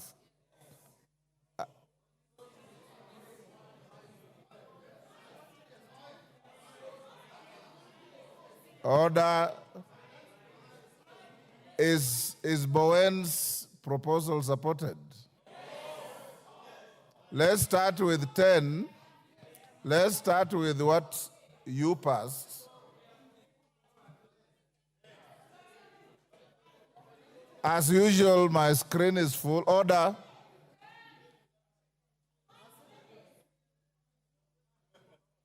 We already have 10, so nobody needs to propose 10. 5 is what is proposing. Do we go with 5 or 10? Okay. It's not quite clear. Let's start with 10 and see how far it goes. Robert Mbui. Thank you, Mr. Speaker. Mr. Speaker, when we were all elected, we took oath of office to defend the Constitution 2010. The spirit of Article 1 and Article 95 of the Constitution. Order, honorable members, order. The matter of 10 or 5 minutes is now moot. We will see how to revisit it later. And those of you who are given a chance to speak, if you exhaust your points before you end the 10 minutes, you can yield the floor so that somebody else can be able to get the opportunity. Go on, Robert. Yeah, thank you, Mr. Speaker. So in the spirit of Article 95 and Article 1, I stand to represent the more than 50 million Kenyans who have asked this House to reject this insensitive, punitive, ill-advised piece of legislative mistake. Mr. Speaker, I say this because in the 10 years that the former President Uhuru was president of this country, we had finance bills every year. But it's only one that had very serious contention And the only contention that was there was the increase of VAT, in fact, the introduction of VAT on fuel of 8%. Mr. Speaker, the Kenya Kwanza regime has been in office. This is less than 2 years. And the second finance bill they have brought to this house and the first one have elicited so much contention from Kenyans that I think there's something seriously wrong. Mr. Speaker, in fact, let me say this, that the controversies of the 2023 finance bill, before we even get to this one, even, in fact, got a nickname for our head of state, because Kenyans out there are calling him Zakayo, the tax collector. Mr. Speaker, we must move from that concept of ensuring that every year we impose punitive taxes on Kenyans. Mr. Speaker, Kenyans have not even recovered from the negative effects of the 2023 finance bill. Because, Mr. Speaker, the 2023 finance bill already drastically reduced the disposable income of Kenyans. Because, Mr. Speaker, we increased pay as you earn then, we went and increased the NSSF, we went and increased the NHIF. Now we are proposing to go to SHIF, which is even higher. Mr. Speaker, we introduced a housing fund. Mr. Speaker, it has been very, very painful for Kenyans. And Kenyans were hoping that this year things will be better, considering that in the last election campaign, Mr. Speaker, they were told that there will be pesa mfukoni, which means money in the pockets. Mr. Speaker, what we are realizing is that actually what this regime wanted was not to put money in anyone's pocket, but to take any money that was in the pockets of Kenyans. Mr. Speaker, the cost of government services have gone so high that we can't even afford our children to have ID cards. So, Mr. Speaker, when I look at a bill that proposes to increase the already overburdened Kenyans, it is something that we have to stand firm and reject. Mr. Speaker, let me say this, that we were told to tighten our belts. And I know this is the intention, that we be hit very hard the first 2, 3, 4 years. But, Mr. Speaker, you know, some people will lose their lives because of the hunger now and because of the stress now. What do you do with them when they are 6 feet under in 2026, 2027? We are told to tighten our belts. And as we tighten our belts, Mr. Speaker, it is shocking to see the excesses that this government is going through. We are taxing Kenyans to raise money to run the government, and yet we have excesses. We are putting in money to build houses, to repair, to paint houses that were built with 400 million, and we are spending 600 million to renovate and paint. Mr. Speaker, it is very, very painful. And then we are told, tighten your belts as Kenyans. And 200 million Kenyan shillings is used on a return trip on a chartered plane to the US. Mr. Speaker, this is not acceptable. And all those missions are begging missions. What we are doing here is we are living beyond our means. Mr. Speaker, I seek the attention of all those members that passed the 2023 finance bill and later on went and told Kenyans they didn't have time to read it. Now listen keenly. If you didn't read that one, you listen to us. Mr. Speaker, oppressive tax policies do not make good economic sense. And Mr. Speaker, let me just put it this way, that the last year's proposal was intending to raise 214 billion. But because it was oppressive, Kenyans did not pay as expected. And in fact, what we collected was only 131 billion out of that finance bill, which was only 53% of the target. Mr. Speaker, the more you put, the more burden you put on people, the more likely that they are going to look for ways to avoid that tax. So, Mr. Speaker, we have to be careful. We warned that that would happen, that people would evade. You didn't listen. We warned that it would lead to job losses. Many companies left this country and are now producing elsewhere, and unemployment has gone up. We warned that the tax increase is always passed to the common man. Mr. Speaker, the hustler of this country, the mamamboga, the boda, is the one that will carry the burden. Anytime taxes go up, it is not the big fish that actually pay these taxes. Because all they do, when you increase cost of fuel, all they do is pass it on to the consumer. And the consumer is mamamboga. The consumer is the last man in the chain. So, Mr. Speaker, we have to be very careful. Now, the 2024 tax proposals are as oppressive as 2023. We have not even fully implemented the 2023 ones. The E-teams, now we are discussing how we are going to remove it. There are those, those taxes on chamas that we have not yet implemented. Now we have brought other major proposals. And I hear, Mr. Speaker, talk of that the tax proposals of 2023, it's like they have been reduced. Mr. Speaker, the bill that we hold in our hands, the bill that we read, has not been amended. What we are listening to is stories, Mr. Speaker. Because when we go to the committee of the whole House, what guarantee do we have that the proposals we've been told about here will pass? We can be hoodwinked into believing that those things will be passed, and when we pass this bill, the last minute it is opposed and we lose out. So we are going to oppose it from the beginning up to the end. Mr. Speaker, this proposal on VAT on bread, Mr. Speaker, I don't even know who could conceive such a thing. You have put your hands in the pockets of salaried Kenyans, business people. People have been made to pay for profits that they don't even make on turnover tax. And now you want to tax our children because you're putting your hands in the pockets of our children. Because the biggest consumer of bread are our children in secondary school, because that's where they spend their pocket money. Mr. Speaker, some of these are totally ill-advised. Mr. Speaker, VAT on financial services, VAT on money transfer, VAT on M-Pesa, those were, I do not understand who was thinking, what were they drinking, what were they smoking when they came up with those ideas. Mr. Speaker, it is very unfortunate. 20%, 25% excise duty on edible oil, import duty. Mr. Speaker, these things, 2.5% on motor vehicles. These ideas were preposterous. But Mr. Speaker, I believe that all those proposals were actually a smokescreen. If you read the 48 laws of power, you know, smokescreen. You lead them down the wrong direction until they lose focus. What has happened is that we have concentrated on those ones that were very clear. But the real intention was to do what this committee has proposed.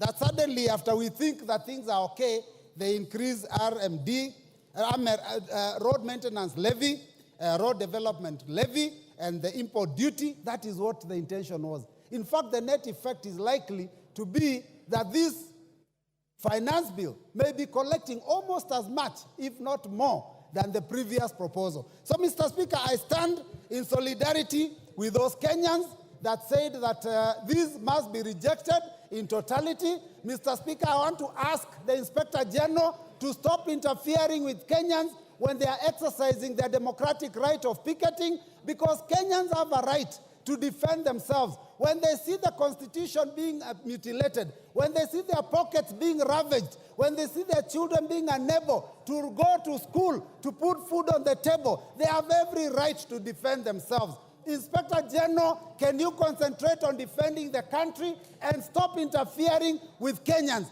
And this revolution, which is unfortunately a kindly revolution, Mr. Speaker, it is unstoppable. Because when we were in the streets, you could call Raila Amolo Odinga, you could call Stephen Kalonzo Musyoka and ask them to tell the troops to go back. Who do you call when you pass this bill? So I reject and I vote, I reject. Thank you, Mr. Speaker. Thank you. Thank you. That order, Owen Bayer.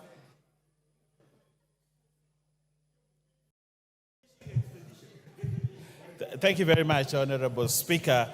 Honorable Speaker, coming to speak on the finance bill on the heels of my counterpart from the minority is interesting, because I tried to get at least something from Honorable Mbui that he was saying that was useful and a contribution to the finance bill, but I couldn't get any.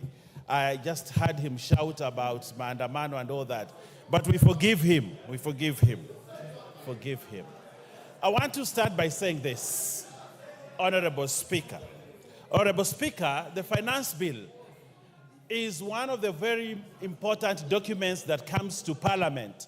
It is part of the budget cycle. That somehow, as we go through the budget cycle, our finance bill will come to the House, Honorable Speaker. We have the opportunity now to look at Finance Bill 2024.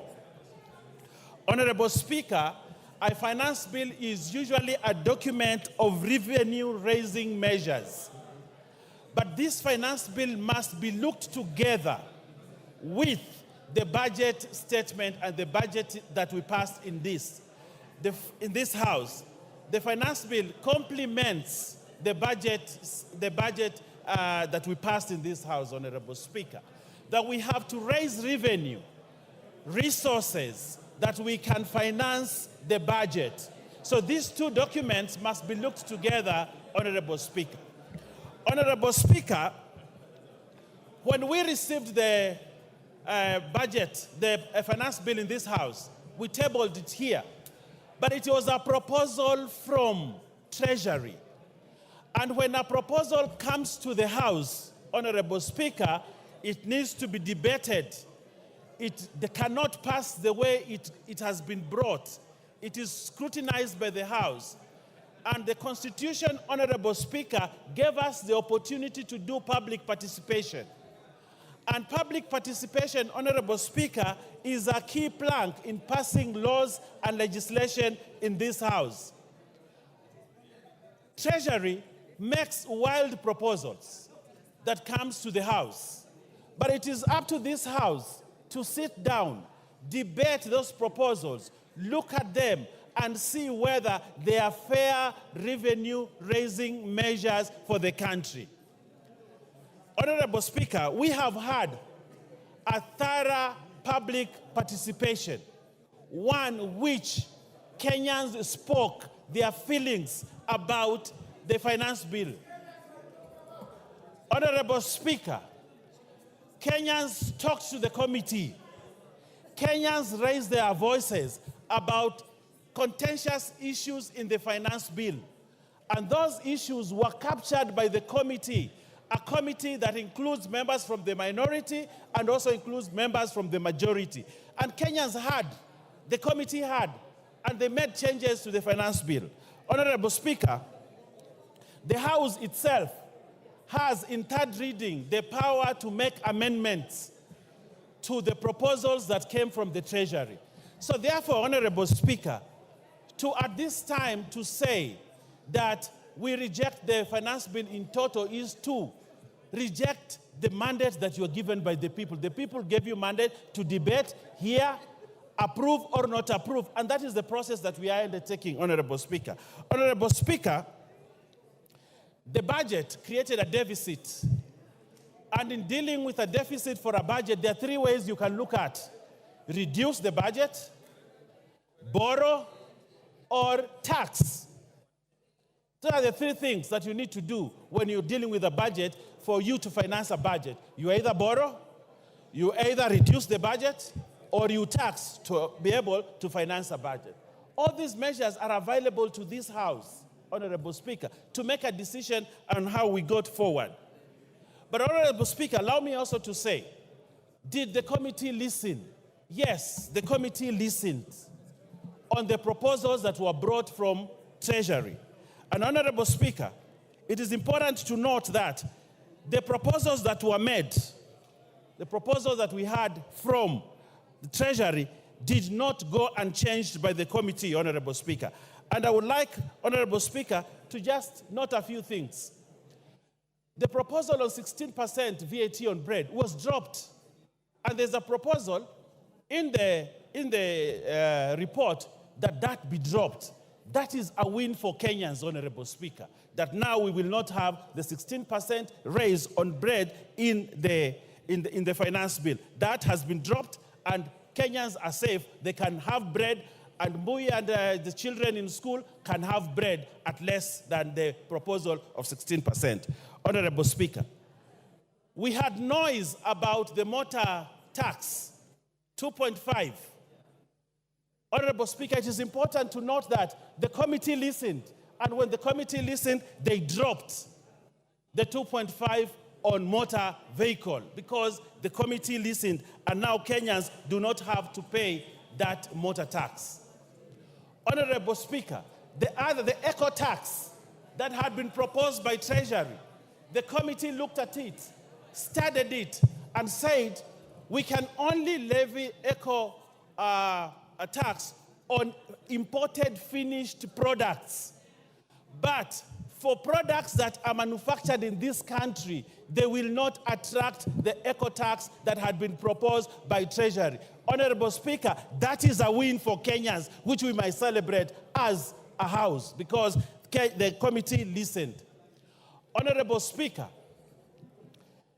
there was a lot of taxation on the payslip, and the people who had loans were even suffering. But what has this committee done in terms of those things? They have reorganized the taxation within a payslip, and now there'll be more money on people's pockets from their payslip because the committee listened, Honorable Speaker. Honorable Speaker, there are many gains in this report, not on the finance bill, but on the report of the committee, which is what will eventually go into making the Finance Act. So, Honorable Speaker, as we move forward, Honorable Speaker, and I'm sure many other people will look at the many issues that Kenyans have gained, but I also want to look at the budget, Honorable Speaker.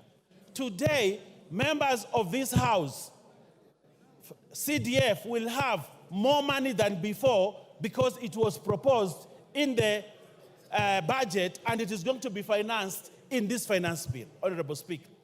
Honorable Opio and I here celebrated the other day that political parties' money has actually been returned into the budget. And he was very ecstatic that there is money for political parties. But I asked him that question, but that money must come from somewhere. That money has to come from the finance bill, which will finance the money in the political parties. Honorable Speaker, the women. What's the point of order, Minority Leader? You know, Honorable Owen Baya was doing fairly well until he mentioned my name in respect of political parties fund. Honorable Speaker, you know, political parties fund is not a favor to anybody or to any political party. And as a matter of fact, the threshold set out in the law has not been met in this regime. And therefore, I want to ask you, Honorable Speaker, to compel Honorable Baya to withdraw those very unfortunate remarks and apologize profusely, not only to me, but to the House and Kenyans in general. Thank you. Owen. Thank you very much. It is very true that the budget has money for political parties. And that money will come from a source. And that source is the finance bill. So, Honorable Speaker, I am still within my limits of speech. Honorable Speaker, I also want to say this. We have a budget that we must finance. We have a budget that we must get money to ensure resources go to Kenyans, that services go to Kenyans, that development go to Kenyans, that we have to pay debt, the 1.0-something trillion of servicing the debt. We have to have money to do that. And one way is to raise money through the finance bill. Honorable Speaker, we have to make hard decisions for our country in order to make it forward. But if we want to be good people, Honorable Speaker, I read somewhere that if you want to be a good person, please go and sell ice cream. But if you want to be a leader, you have to be here and make hard decisions. Your time is up. Your time is up. You must make the hard decision to sit down. Honorable members, before I give the next member, allow me to acknowledge 2 schools in the public gallery. Kibirisha Boys Secondary School from Bori, Meru, and Tiga High School from Mara, Tarakaniti. On your behalf and on behalf of myself, we welcome them to the House of Parliament.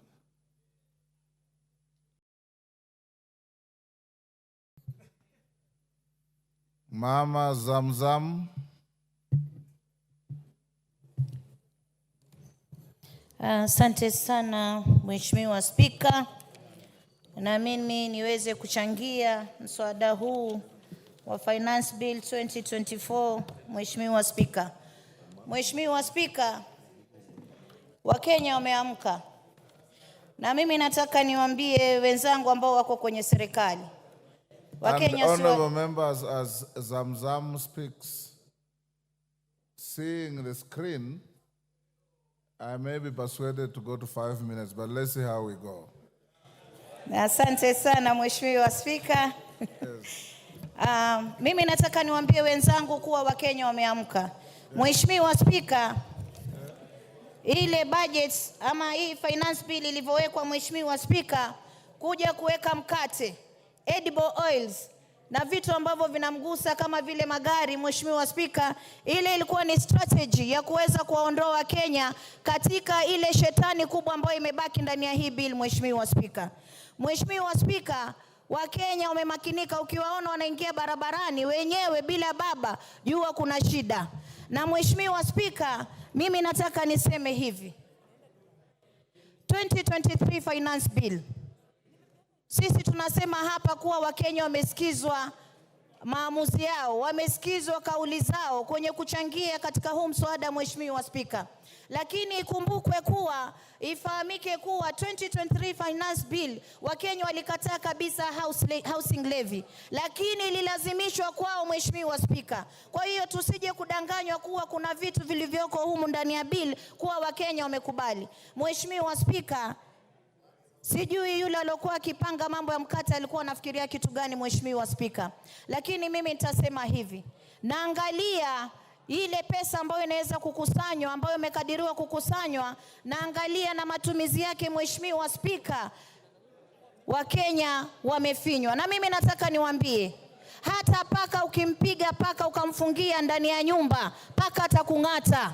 Imefika wakati sasa Wakenya wanaanza kutufuata sisi na messages zinatumiwa mpaka rais. Mheshimiwa Spika, hii Kenya watu wameamka. Mheshimiwa Spika, na mimi nataka niwaambieni, tutacheka leo, wengine wanasikia raha, wengine mmetumwa mpige yes, lakini kumbukeni, hii bill ambayo mnaifanya saizi si yenu tu, itashika vizazi vijazo. Itafika wakati wewe hauko bungeni, itafika wakati wewe mtoto wako, mama yako, ndugu yako hana njia, hana uwezo, itamfinya. Kwa hiyo tukitunga sheria sisi tunaangalia sheria, tunatunga sheria ya kuweza kusaidia ama ni sheria ya kuweza kumvunja Mkenya. Mheshimiwa Spika, naangalia bajeti ambayo imewekwa katika ofisi ya rais. Mheshimiwa Spika, ukiangalia State House imewekwa karibu bilioni 8, 7.9 billion. Ukiangalia Office of the President imewekwa 4.5 billion.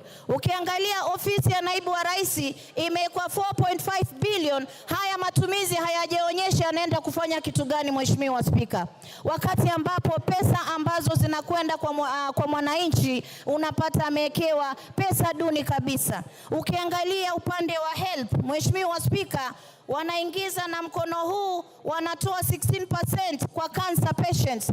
Sisi tunataka kupigana na saratani.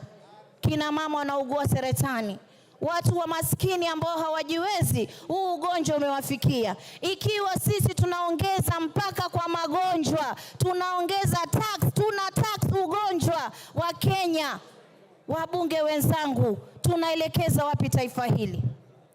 Pale ndani ya State House mkate peke yake na maziwa na nini, ile bilioni 13 mimi naiangalia, nasema jamani, tuoneni haya.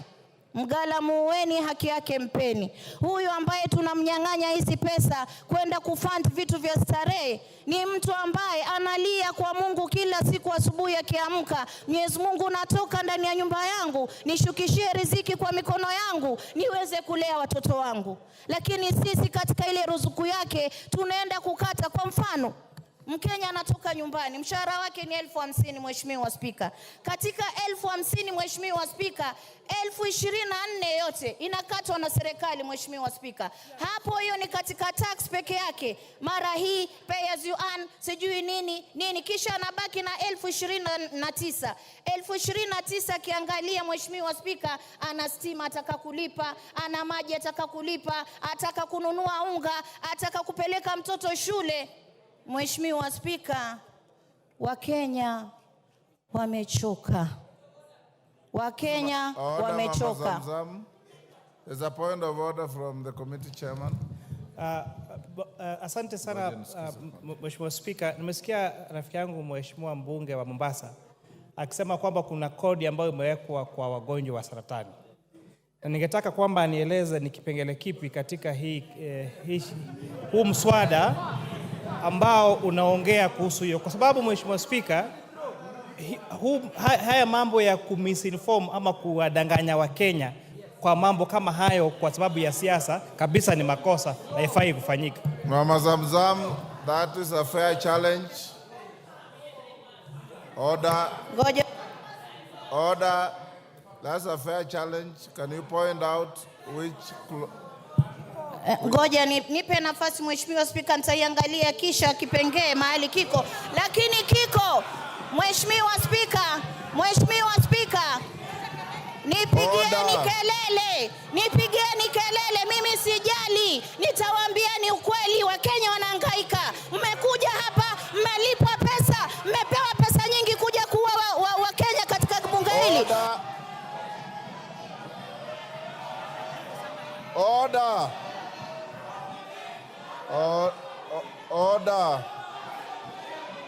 Order, honorable members, order. Order, Mama Zamzam. Order, Honorable Zamzam. Order, Honorable Zamzam. Order, KJ. Order, members.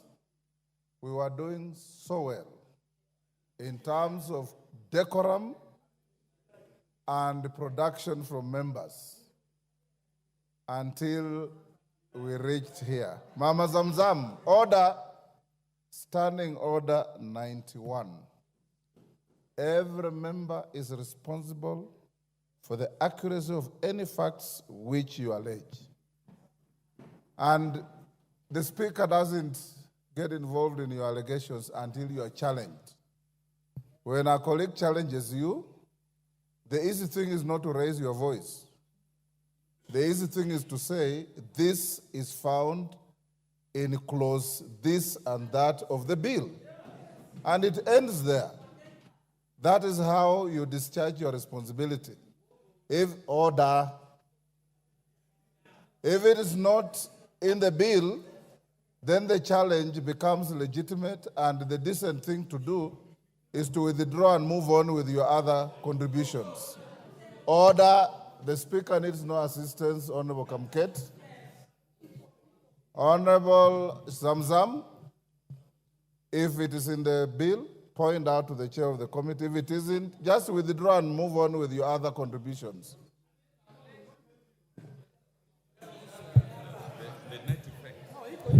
Order. We are going to have orderly debate.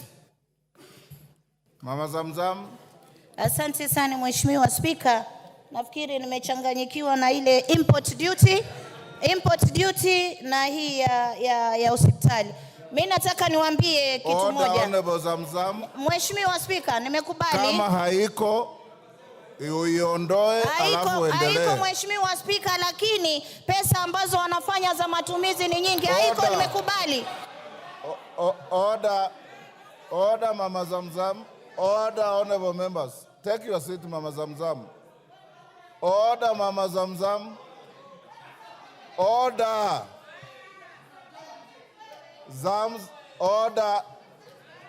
Order. Order, Mama Zamzam. Mama Zamzam. Order. Mheshimiwa Zamzam, wewe ni mheshimiwa na mama wa heshima, na mimi nakuheshimu sana. Wewe huongea Kiswahili sanifu na huwa unasema mambo yanayoeleweka. Kuanza kuchibisana na wenzako across the floor ni kushusha heshima yako. Sasa nakwambia, ondoeni ile ulisema kwamba haiko na uendelee na mambo mengine. Kubishana na kupiga kelele haina faida kwa hii chumba. Order. Honorable Mbadi, order. Honorable Mama Zamzam, withdraw and proceed. Honorable Mbadi wants to mislead you. Just withdraw and proceed. Order, Honorable Mbadi. Give Mama Zamzam the mic.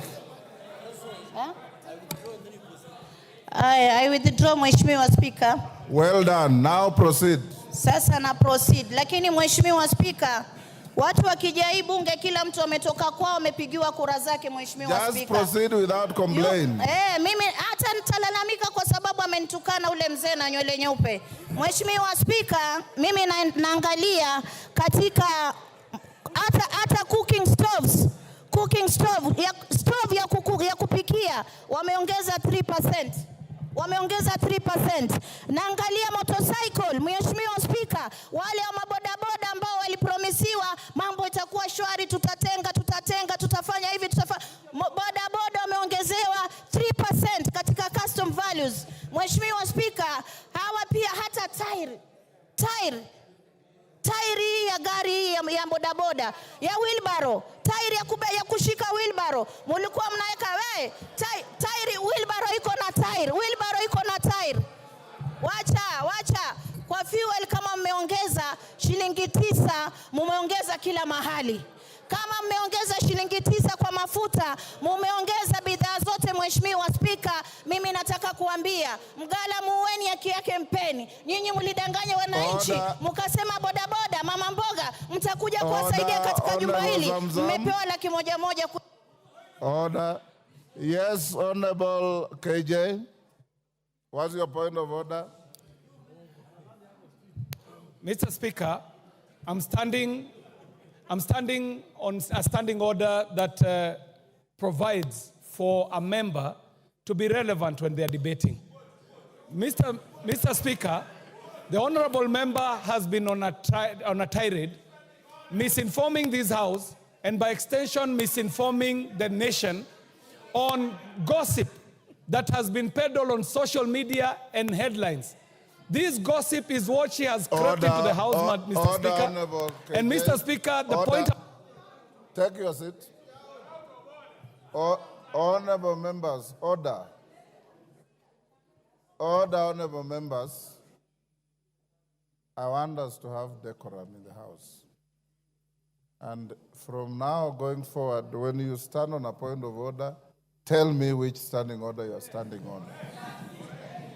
And Honorable Zamzam, the etiquette of debate is such that when a colleague says point of order, you immediately resume your seat. You don't lose your time. You resume your seat, you hear the point of order, and then you proceed. What you are doing is wrong because the moment you hear point of order, you are raising your voice and menacing your colleagues with fingers and so on. It is not good. Finish up your contribution. Your time is almost up. Asante sana Mheshimiwa Spika. Mimi nimalizie nikisema, pengine nikiongea na sauti hii ndio Wakenya watanielewa. Mimi nataka niwaambie Wakenya, mumeuzwa na serikali mliochagua.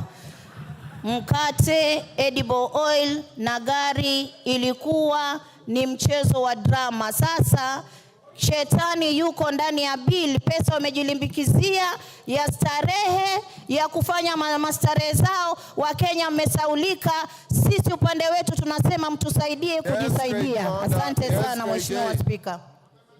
Mr. Speaker, I stood up on a point of order that I was wanting for you to superintend over, standing order number 91, that a member should be responsible for the statements they make on the floor. Mr. Speaker, all the matters that she has prosecuted do not exist in the finance bill that we are debating. She's talking about tires. She's talking about wheelbarrows. She's talking about issues that have been canvassed here by the finance chair, where he explained very well that if a motorcycle is to be assembled in Kenya, it is not subject to some of these taxes. Order. But she's misleading the nation by making it look like this exists in the finance bill, Mr. Speaker. Mr. Speaker, kindly find her out of order according to the provisions of our standing... Order. Thank you. Unfortunately, KJ, she has already left the floor, so I cannot make a ruling against her. Secondly, honorable members, you have a bill before you. You also have a report. Order, members on their feet, take your seats.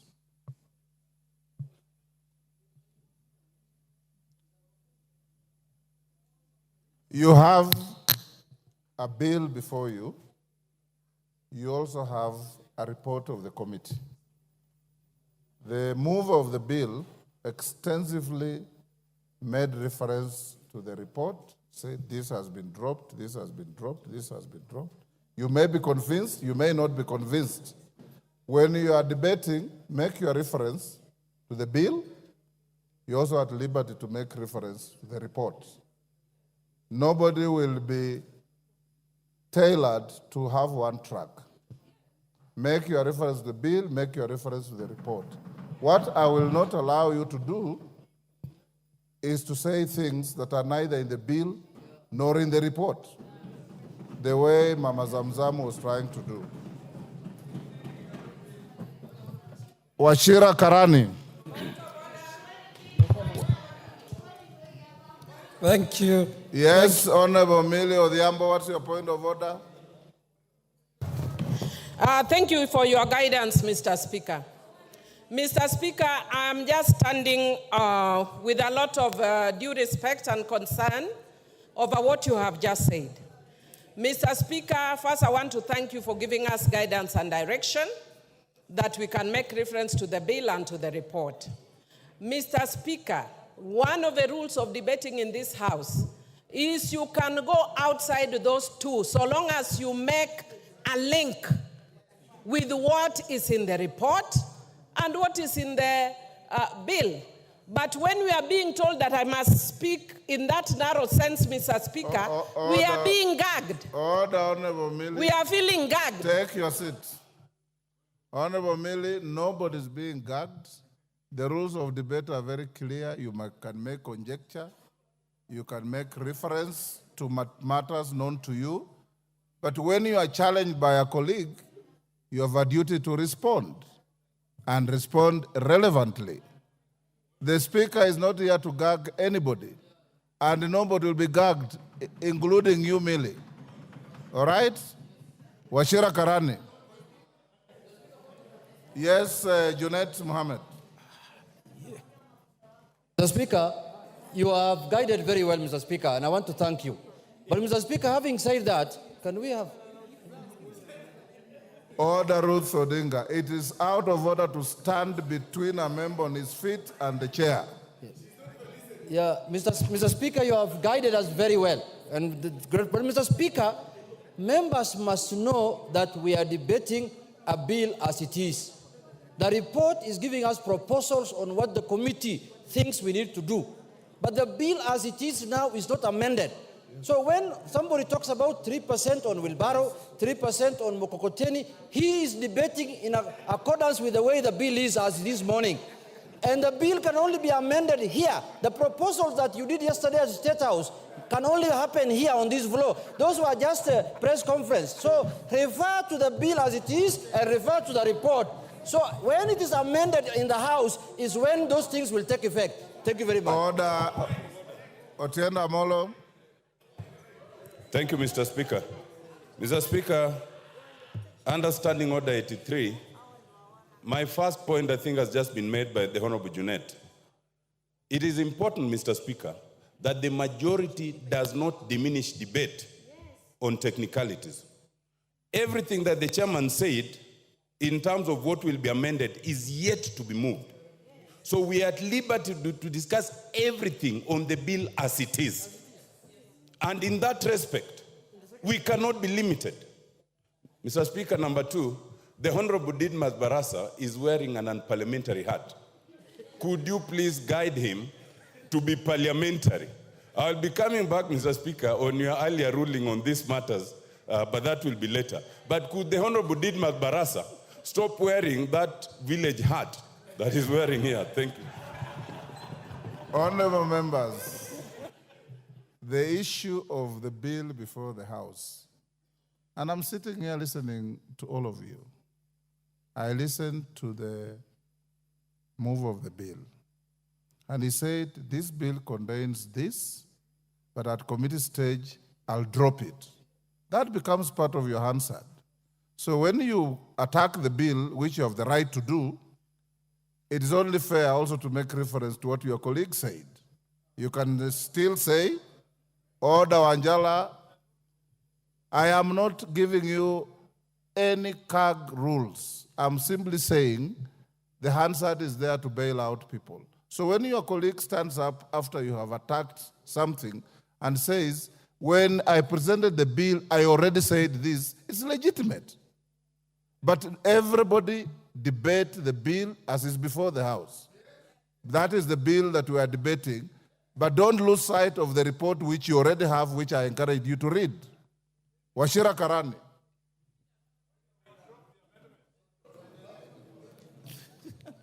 Thank you, Mr. Wachira Speaker. Karani, you have the floor. Yes, thank you very much, Mr. Speaker. I thank you for giving me this opportunity so that I also do my contribution. Mr. Speaker, before this committee gave out the report, Kenyans listened to talk shows, to radios, to newspapers, analysis. That is what they judged the report with. In my constituency, I've visited several places, Mr. Speaker. I've gone to churches. I've gone to trading centers. I've listened to the messages. I've read the messages the people have sent to me. And I can say this without blinking. What has been presented by the committee as the report and what has been spread by the talk shows, they are totally two things that are totally different. Mr. Speaker, on my side, I chose to communicate with my voters. I told them to enumerate the clauses that are contentious, which they did. And they did on 5 contexts. First of all, they complained about the VAT 16% on the bread tax. They also complained about the tax on edible oils. They also complained about the tax on motor vehicle, the 2.5%. They complained about the eco levy, the 5 items. And I promised them that I'm going to approach the Committee on Finance so that those are addressed. I'm very happy this morning because the committee, led by the very humble Honorable Kimani, has reviewed all of those. The tax on bread has been removed, the 16%. The 2.5% on motor vehicle levy has been removed. The money transfer have been removed. So me, as I stand, Mr. Speaker, I just want to thank the Committee on Finance for work well done, doing a thorough job, and listening to what we have communicated to them and acting of them. I support, Mr. Speaker. Minority Leader. The Honorable Speaker, let me make the following comments concerning the Finance Bill 2024. But I want to pick from where the Honorable Robert Mbui left. You know, Honorable Speaker, we have been around for some time. As a matter of fact, this, I think, is my 12th year in this parliament. And even before that, I was living in Kenya. What is so unique with this government that for 2 years in a row, the matter of finance bill is causing hullabaloo, is causing commotion, is causing pandemonium until young children are coming out the streets? We have had finance bills since 1963. We have had them. We had them during Jomo Kenyatta time. We had them during President Moi's time. We had them during President Kibaki. Recently, we had them during President Uhuru's time. But in this regime, 2 years in a row, the finance bill is causing serious problems to Kenyans. And is exposing the regime as totally insensitive to the plight of the people. Do you want information from Kamket? Certainly no, Honorable Speaker. How can Honorable Kamket inform me, Honorable Speaker? Really, no. So, Honorable Speaker, that is the question we must ask ourselves. And then it again raises the issue. Who advises this government? Who are the real advisors? In terms of economics, in terms of finance management, leave alone politics. Politics we can deal with later. But who advises this government? Because it seems to make mistake after mistake, mistake after mistake, mistake after mistake, Honorable Speaker. Following the outcry that happened after the 2023 finance bill was unveiled, I had imagined, I had thought that this government would be the wiser this time around. What we see is actually a worse case. As they say, the more things change, the more they remain the same. Honorable Speaker, I have read the bill in its entirety. I have similarly read the report of the committee, chaired by my very good friend, Honorable Kimani Kuria. Honorable Speaker, if you look at the report of the committee and together with the amendments it is proposing to make on the bill, then you come to the conclusion that actually the character, the structure of the bill is actually changing fundamentally. Fundamentally. And this flies on the face of the provisions of Standing Order 48. Honorable Speaker, at some point perhaps I would be calling upon you to consider asking the chair to withdraw the bill and introduce a new one. Because the character is changing. And why is the character changing, Honorable Speaker? Honorable Speaker, under Article 201 of the Constitution, specifically 201 sub-article A, on the matter of principles that govern or guide public finance management. Public finance management. I don't know what is itching, Honorable Soro. Honorable Speaker, one of the principles, some of the principles that should guide the management of public finance, openness, accountability, and including public participation in financial matters. If you can come out of the blues and tell us that now these things that we had introduced in the bill, these taxes that we had introduced in the bills, we are now removing them. It is basically going against the principles of public finance management. You are turning a public finance bill into a personal property that you can change at whims. Honorable Speaker. Yes, Chairman of... Honorable Speaker. Order, Minority Leader. Chairman. Honorable Speaker, again, on a point of order on misinformation. The leader of minority clearly read the PFM Act and talked about then if changes are made, the allegations making them then significantly that bill would have to be drafted. Then the question on public participation remains. Then does it mean that he is purporting that everything that the public says is just an exercise in futility and should not change? Otherwise, then why were we involving taxpayers' money and time to reason to the members of the public if we cannot propose changes on the bill? Minority Leader.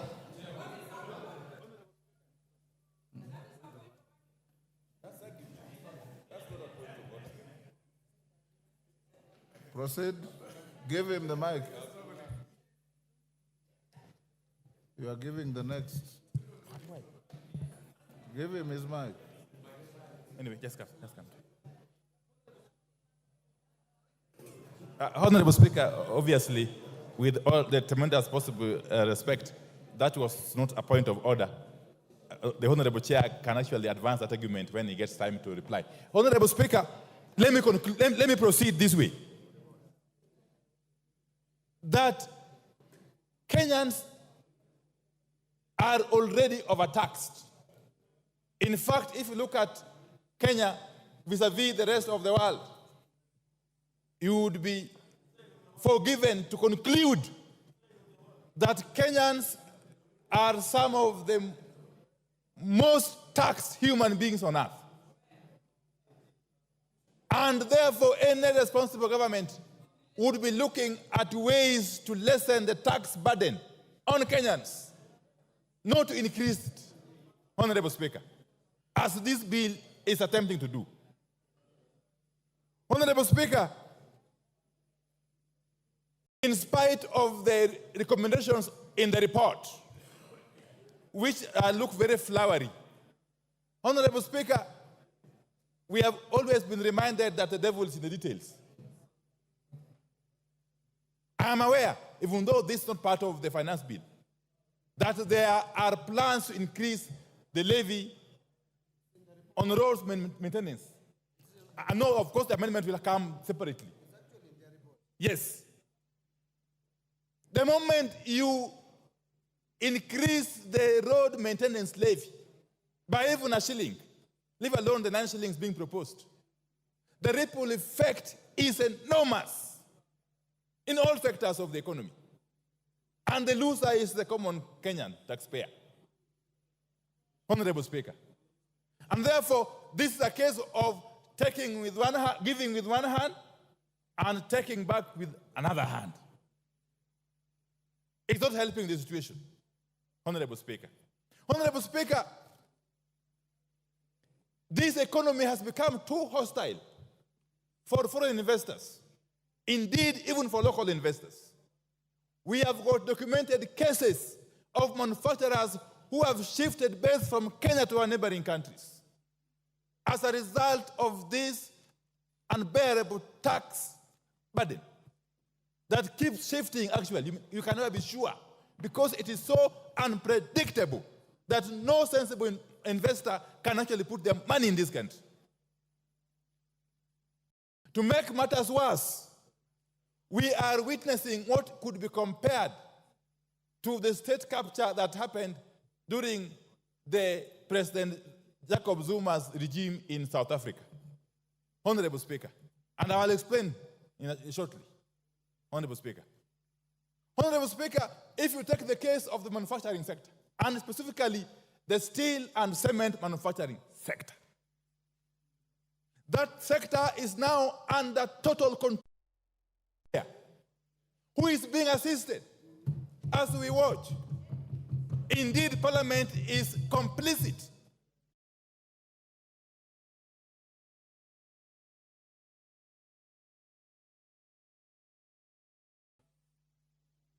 We have a case where this one particular manufacturer is the only person who has the capacity to manufacture billets which are used in the steel manufacture. And actually clinker, which is also used in the manufacture of cement. To make it worse, this same manufacturer, who has got the support of these people, Honorable Speaker, he is compelling his competitors to buy from him raw materials. To make it worse, he is compelling them to buy at a minimum. That for you to buy from me billet or clinker, you must buy quantities worth minimum of 100,000 US dollars. And you must pay me in US dollars. And he delivers when he wants. Do you expect him to compete favorably with the rest? I will name him. It is the owner of Devki Steel Company and the owner of Simba Cement. I think his name is Guru. That one. We must shame these people. We must name and shame these people. If we are to rescue our country from the clutches of state capture, Honorable Speaker, we must do so. We must do so. Now, I am happy. I am happy at the debate and the information that is coming out from my point of order is 91. 91. That my friend, the leader, I would like him to substantiate and give us, he said he must buy from me, he must do this and this. Where did he say? Where is that factual information? You can do better by giving us, a record of what he said, other than hearsay, Honorable Speaker. You can do better than just say things. Order, Honorable. Both of you are veering off the track. Let's avoid the temptation to besmirch people who cannot defend themselves on the floor. Go on, Minority Leader. Yes, please. Sorry. So I will leave that at that. But Honorable Baya, stop holding brief for these characters. You know, it doesn't help. Let me tell you, from my experience in this parliament, they'll never really assist you in the constituency. Honorable Speaker, you know where we have now reached is a situation of helplessness. No wonder young boys and girls are coming out in their numbers on the streets and facing police truncheons and water cannon and tear gas, something which is unprecedented, Honorable Speaker. It reminds me of a play by the celebrated Professor Francis Mbuga, that is Betrayal in the City. Honorable Speaker, you know you are a literature person. If you read that play, I read it long You read ago. it, yes.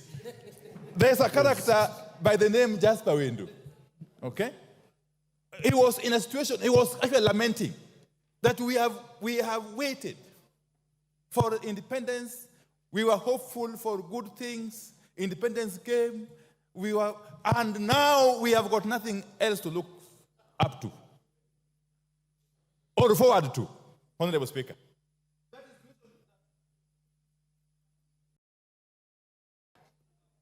He has 15 minutes. Has he finished 15 That minutes? is the situation. Your time is up. Finish up in 1 minute. Children are finding themselves in this country. They have already lost hope. They are not seeing any hope in us as their leaders.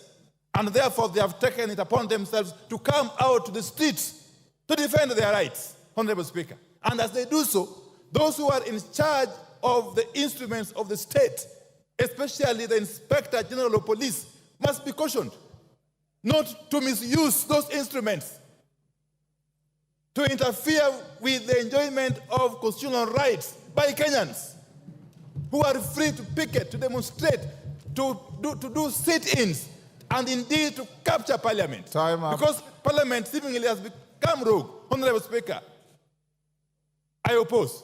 Osoro. Thank you very much, Honorable Speaker. Honorable Speaker, listening to my colleagues from the other side, Honorable Speaker, one need not to be a rocket scientist to know that they are playing populist politics as far as this report is concerned. You'll be left wondering whether they are contributing to the same debate, to the report before us, or they are giving us theories and stories that are unnecessary, Honorable Speaker. Honorable Speaker, I'll qualify my statement with these points. Last week, when the budget estimates were presented before this House, Honorable Speaker, and even when the chair for budget was highlighting some vote on the budget, Honorable Speaker, I saw honorable members across the political divide very happy. He did say that 500 million shillings has been added to NGAF. The honorable chair went ahead and said that CDF has gotten an extra 10 billion shillings, that each constituency here will be getting an extra 30 million shillings. And everybody here was very happy. In fact, the honorable members who represent counties, commonly known as the honorable women reps, even did a post appreciating His Excellency the President, saying that, you know, Your Excellency, we are very happy you've added us 500 million. We pray that next year you even add the same amount or even higher to that amount, to the 500 million. Honorable Speaker, I do not understand. You cannot eat your cake and still have it. You cannot say on the other point, on the other hand, that you are supporting what the executive is doing in terms of funding you, what touches you, but you cannot show them where they'll get this money from, Honorable Speaker. What is your point of order and under what standing order? Mr. Speaker, I may not quote the point of order, but mentioning then you are out women of order. reps in this budget, Mr. Speaker. Order. Honorable Osoro is... Order, Honorable Mbeyu. I have made it very clear for orderly debate. I'll give you every point you want. Tell me which standing order. The order, You've lost your chance. Go on, Osoro. Thank you very much, Honorable Speaker. So, Honorable Speaker, what I was saying is, with the additional budget, with the additional needs, because everybody was very happy that 30 million per constituency is going to be added in their constituency, 50 million to every constituency, Honorable Speaker, then it means that, and considering the tax base and our taxes going back into the years, then it means, Honorable Minority Leader, that there was need for us to expand our tax base so that we get that money that you need for development. The other day, Honorable Speaker, a member here raised the issue with the intern teachers who were suspended the other day, and some who are on contractual basis and need to be employed on permanent basis. Honorable Speaker, that needs money. Our collection is not sufficient to meet the 4 trillion budget that was read in this House, Honorable Speaker. Then raises some questions, Honorable Speaker, in this House. What do we do? Do we raise, do we continue borrowing? Do we raise our borrowing ceiling, Honorable Speaker, and start looking for money from the external sources? No. We need to expand our tax base, but not at the expense of Kenyans. We expand our it's actually a double benefit. We expand our tax base while focusing on manufacturing and local production of our things, Honorable Speaker. And I will single out 2 things, 2 very important factors, Honorable Speaker. What this report by the Finance Committee proposes is to increase the excise duty of China or other countries. That excise duty is going to be increased on only fully assembled motorcycles. What does that mean? Or finished product. What does that mean? The locally assembled motorcycles here will have a competitive price against those ones. Factories will have increased in our industries here, in industrial area.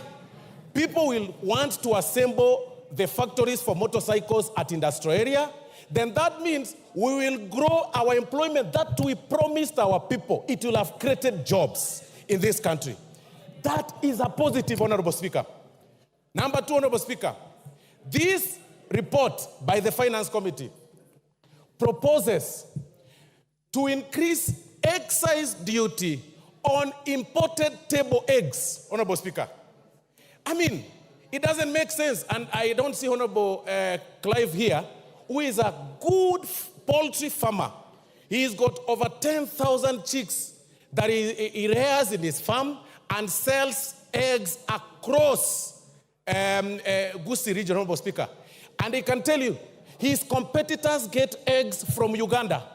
His competitors get eggs, import eggs from Tanzania. What does this report propose, Honorable Speaker?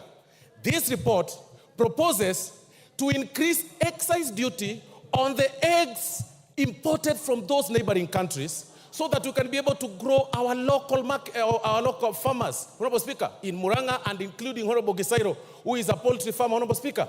Then on the positive side, this very report removes the excise duty on the eggs that are brought for hatchery, the eggs that are brought for production, not table eggs. When fertile eggs, and I'm being guided by Honorable Owen Bayer, they're called fertile eggs. I hope you're right. So, Honorable Speaker, Honorable Speaker, when we are debating on this report, it's important for us to also be very factual and tell Kenyans the truth. You cannot say that, on the other hand, you want Kenyans or this government to look for jobs or to create jobs, and on the other hand, you want to continue encouraging importation of goods. Can you imagine, Honorable Speaker, up to this time and era, we are still depending on sanitary pads and diapers from India and China. What does this report do? Increases excise duty on the finished product of the sanitary pads and finished product of diapers to grow the local manufacturers. That was the proposal by the Kenya Manufacturers Association, because they also complained. We listened to them, the committee listened to them, to grow them here. Have we ever asked yourself here, Kamzam, what is Mheshimiwa, what is your point of order and on what standing order? Standing order number 83, Mheshimiwa Speaker. Mwenzangu amekuwa akizungumza akikadiria ule ugavi ambao umetolewa katika finance bill. Mheshimiwa Speaker, ametaja ugavi ambao unakuja kwa viti vya kina mama na ule ambao umekwenda kwa wabunge. Mheshimiwa Speaker, ukipiga hesabu ugavi huu milioni 500 unaenda kwa wananchi, sio kwa viti vya kina mama. Unaenda kwa wananchi, wanaenda kupewa mambo ya empowerment ili waweze kukuza uchumi. Mheshimiwa Speaker, pale ni mambo inaenda katika ukuzaji. Lakini zile pesa ambazo sisi tunauliza Mheshimiwa Speaker ni zile ambazo zimeenda kwa makadirio ambayo hayaleti uchumi juu, ni mambo ya starehe. Kwa hiyo Mheshimiwa Osoro, usiweze kudanganya wananchi ukasema wameletewa milioni 500 wakati mkono wa pili umechukua mabilioni. Mheshimiwa Speaker, asante sana. That is an argument. That is an argument. Go on. Thank you very much, Honorable Speaker. I was really struggling to understand what she was saying. But what ideally I meant when I said about the 500 million and 10 billion by NGCDF, I meant that... I have ruled her out of order. Proceed with the argument. Thank you, Honorable Speaker. So what I am saying, Honorable Speaker, is that it is important for us not to just whip emotions and talk populist politics at the expense of manufacturers that are setting pace in industrial, Honorable Speaker. And Honorable Speaker, this is very important, Honorable Speaker. Looking at the argument by my colleagues, and even going by the report that has been proposed, Honorable Speaker, by the committee, even in this proposal that has been reduced and some other duties that have been dropped or proposals that have been dropped, there is a ripple effect on our budget. Then that means we lose about 53 billion in terms of estimates. The question this House should be asking itself, to which vote do we drop that 53 million? Do we drop by the 10 billion from the NGCDF? Do we drop 500 million from the NGAF amount? Or do we drop 15 billion that was allocated, extra 15 billion that was allocated to the counties? That should be the question that we should be talking about. But all these other stories and people complaining and raising issues unnecessarily, Honorable Speaker, it is actually wrong. Let's restrict ourselves to the report. This is not politics. You all know this is very important for this country, and it has an effect to our growth and the growth of our common mwananchi. Thank you very much, Honorable Speaker, and for that reason, I support the report. Rachel Nyamai. Thank you very much, Honorable Speaker, for giving me an opportunity to contribute. Honorable Speaker, I support this report, and I have listened, Honorable Speaker, to the chair as he moved the report, and to the vice chair, the Honorable Ambassador Benja, as he supported. And Honorable Speaker, I am convinced that I cannot be interested and very happy with the budget, and at the same time, I pretend to be unhappy with the finance bill that is supposed to fund that budget.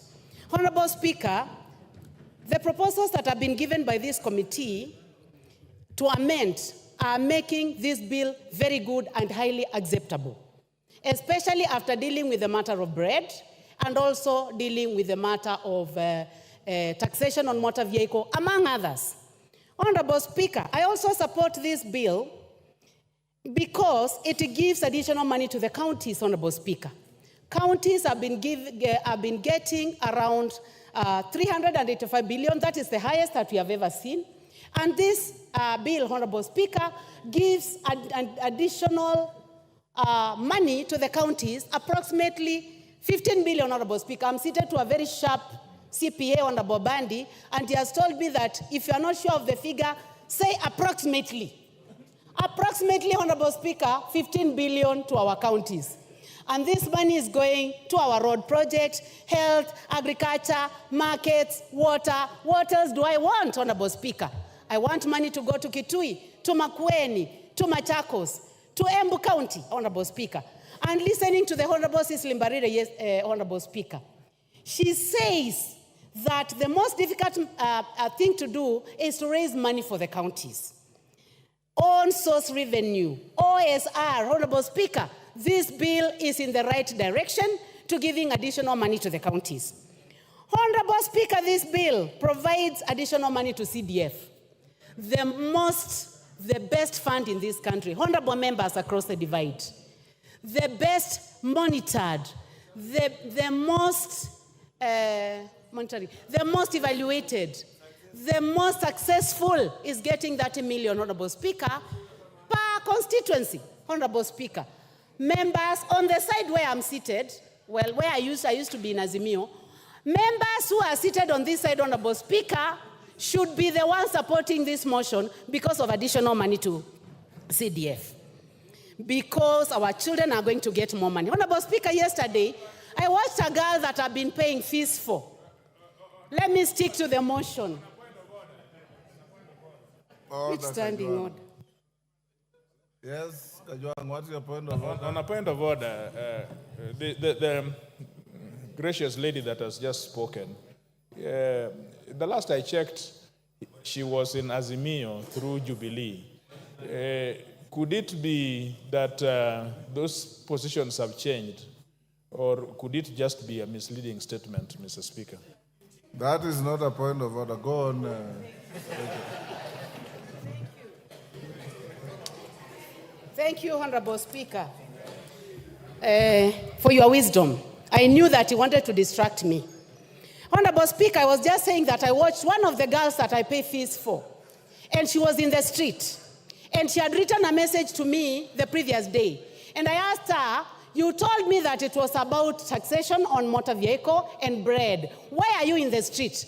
Honorable Speaker, I have just shared the video with CPA Bandi. The girl told me that she was not in the street concerning the bill, that she was doing TikTok, Honorable Speaker. And she was swinging, Honorable Speaker, very nicely. She told me that she was there because she wanted to get views for TikTok, Honorable Speaker. So, Honorable Speaker, and I'm going to show you, Honorable, she says that she cannot find the stones because the community that provides stones was missing in action. So she was wondering where the stones were. Honorable Speaker, going back to this bill, it is important to note that our finance bill for the previous year has made Kenya the 27th fastest growing country in the world, Honorable Speaker, in the world. You need to look at this Financial Times, members seated on my side, that Kenya is the 27th fastest growing country in the world because of the bill that we passed last year. Honorable Speaker, also, because of passing a good bill led by the Chair of Finance, Honorable Speaker, Nairobi Stock Exchange is the best stock exchange in the world. That is not according to Rachel Nyamai. That is not according to the Honorable Speaker of the National Assembly. It is not according to the President of this country, Honorable Dr. William Samoei Ruto. It is according to the Financial Times that the Nairobi Exchange is the best in the world. Honorable Speaker, education is an equalizer, Honorable Speaker. This bill, Honorable Speaker, proposes approximately 658 billion to education. Some of us found our way here because we went to school. Our parents never saw a classroom. My own parents, Honorable Speaker, never stepped in a classroom. My father he was not literate. He was an assistant chief who was not literate. So I am only here because I got education. Let us support this bill for the 558 billion that is going to education, Honorable Speaker. Honorable Speaker, I support this bill because it is giving an opportunity to our industries. We are saying that for a phone that has been assembled out here must be taxed. But the one that is produced by 4 companies, Honorable Speaker, that have set up here in Kenya must be given an opportunity, and that is the one that is not going to be put through taxation. So we would like these companies to continue working so that they can hire our boys and girls, so that we can have technicians working there. Honorable Speaker, concerning sanitary towels, also, it is the sanitary towels and pampers that are from outside the country. Those who are setting up here, producing here, hiring our children are not going to be taxed, and this is an effort towards a job creation. Honorable Speaker, this bill also is proposing additional money to electricity, last mile connectivity, 50 million per constituency. Honorable members, what else do we want? We must tell Kenyans the truth, that this country has made a decision that we need to light up this country. We need to extend the working hours. We need to ensure that there is energy in my villages, in Motomo, in Ekoda, in Kanziko, in Kasala. They must have power so that they are able to work longer and they are able to provide jobs. Honorable Speaker, every country aspires to have a net budget. And Honorable Speaker, I want to go to the figures, and I'll be careful, again, as advised by my friend here, who I have looked at his eyes, Honorable Speaker. I have never looked at Bandy's eyes nicely. But today I have looked direct into the eyes of the Honorable Bandy, and his eyes are very good, Mr. Speaker. And he has told me that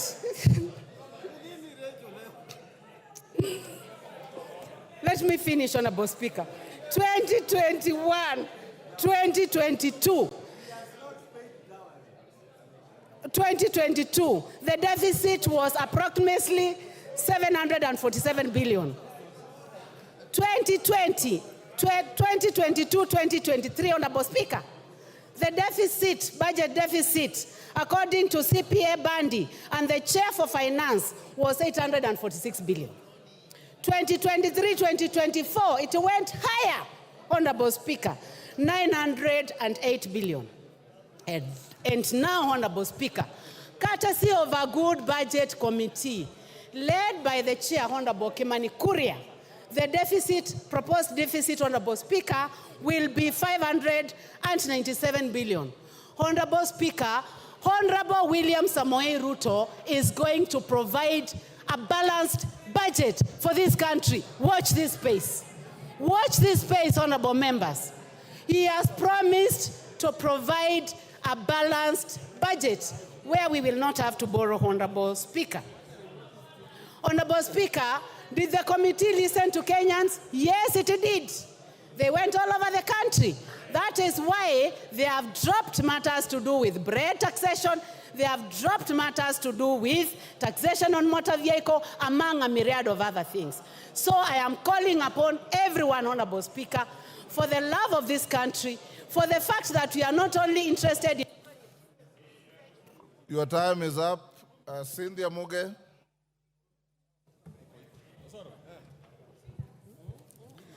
Thank you, Honorable Speaker, for giving me an opportunity to add my voice to this bill, Honorable Speaker. And from the onset, Honorable Speaker, I want to say that I support this bill. Honorable Speaker, there seems to be an acute insufficiency of knowledge regarding what a finance bill, Honorable Speaker. And when I heard and listened to people, Honorable Speaker, speaking about this particular bill, I actually went back to myself, Honorable Speaker, and I was wondering, is it me who doesn't know what a finance bill, or it's other people who don't know? Honorable Speaker, when you hear the running call of reject the finance bill in its entirety, Honorable Speaker, it is a very irresponsible comment to make, Honorable Speaker, because of the importance of a finance bill. Honorable Speaker, allow me to, Honorable Speaker, link the finance bill and the appropriation bill. The finance bill, Honorable Speaker, is the one that enables or actually budgets or finances the appropriation bill. And without the finance bill, Honorable Speaker, we can as well declare that we don't have an appropriation bill, Honorable Speaker. The appropriation bill, Honorable Speaker, is where all of us are going to get the monies that we need for the different projects that, Honorable Speaker, we want to run in our constituencies, Honorable Speaker. Honorable Speaker, I support this bill on many grounds, Honorable Speaker. Honorable Speaker, I am a sugarcane farmer and I represent people, Honorable Speaker, who farm cane, Honorable Speaker. And looking at the finance bill, Honorable Speaker, and reading it together with a committee report, Honorable Speaker, that proposes a removal of the cane transportation, Honorable Speaker, it has zero-rated that particular provision, Honorable Speaker. Honorable Speaker, this gives me a reason to be able to support this bill. Honorable Speaker, I come from a county that does tea farming, Honorable Speaker, and production and processing of tea. Honorable Speaker, when I read the committee proposals, Honorable Speaker, on the removal of the tea packaging material, Honorable Speaker, I am happy and I support this particular bill, Honorable Speaker. Honorable Speaker, the eco-levy has been a levy that has been up for discussion for a very long time, Honorable Speaker. And Honorable Speaker, I would want to say that the committee, or reading the committee report, Honorable Speaker, I gain better understanding of what an eco-levy, Honorable Speaker. And Honorable Speaker, I support this particular levy because, Honorable Speaker, it is clear that it is a levy that is aimed at ensuring that we have environmental conservation.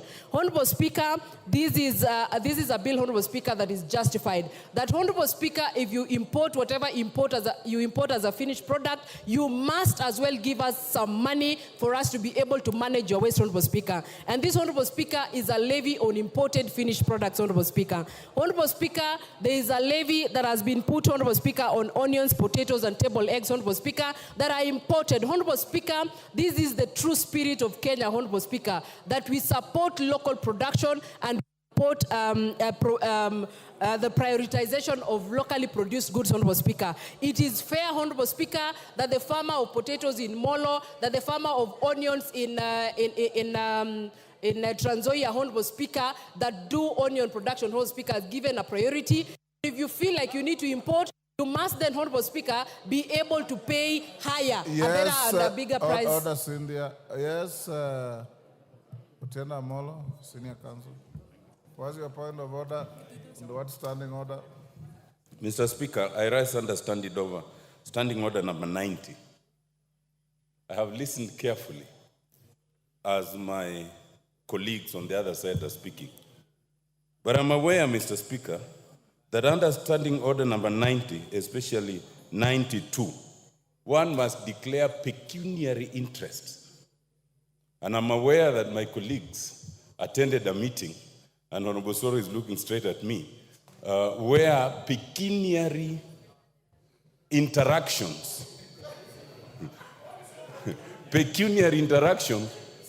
this morning, were undertaken.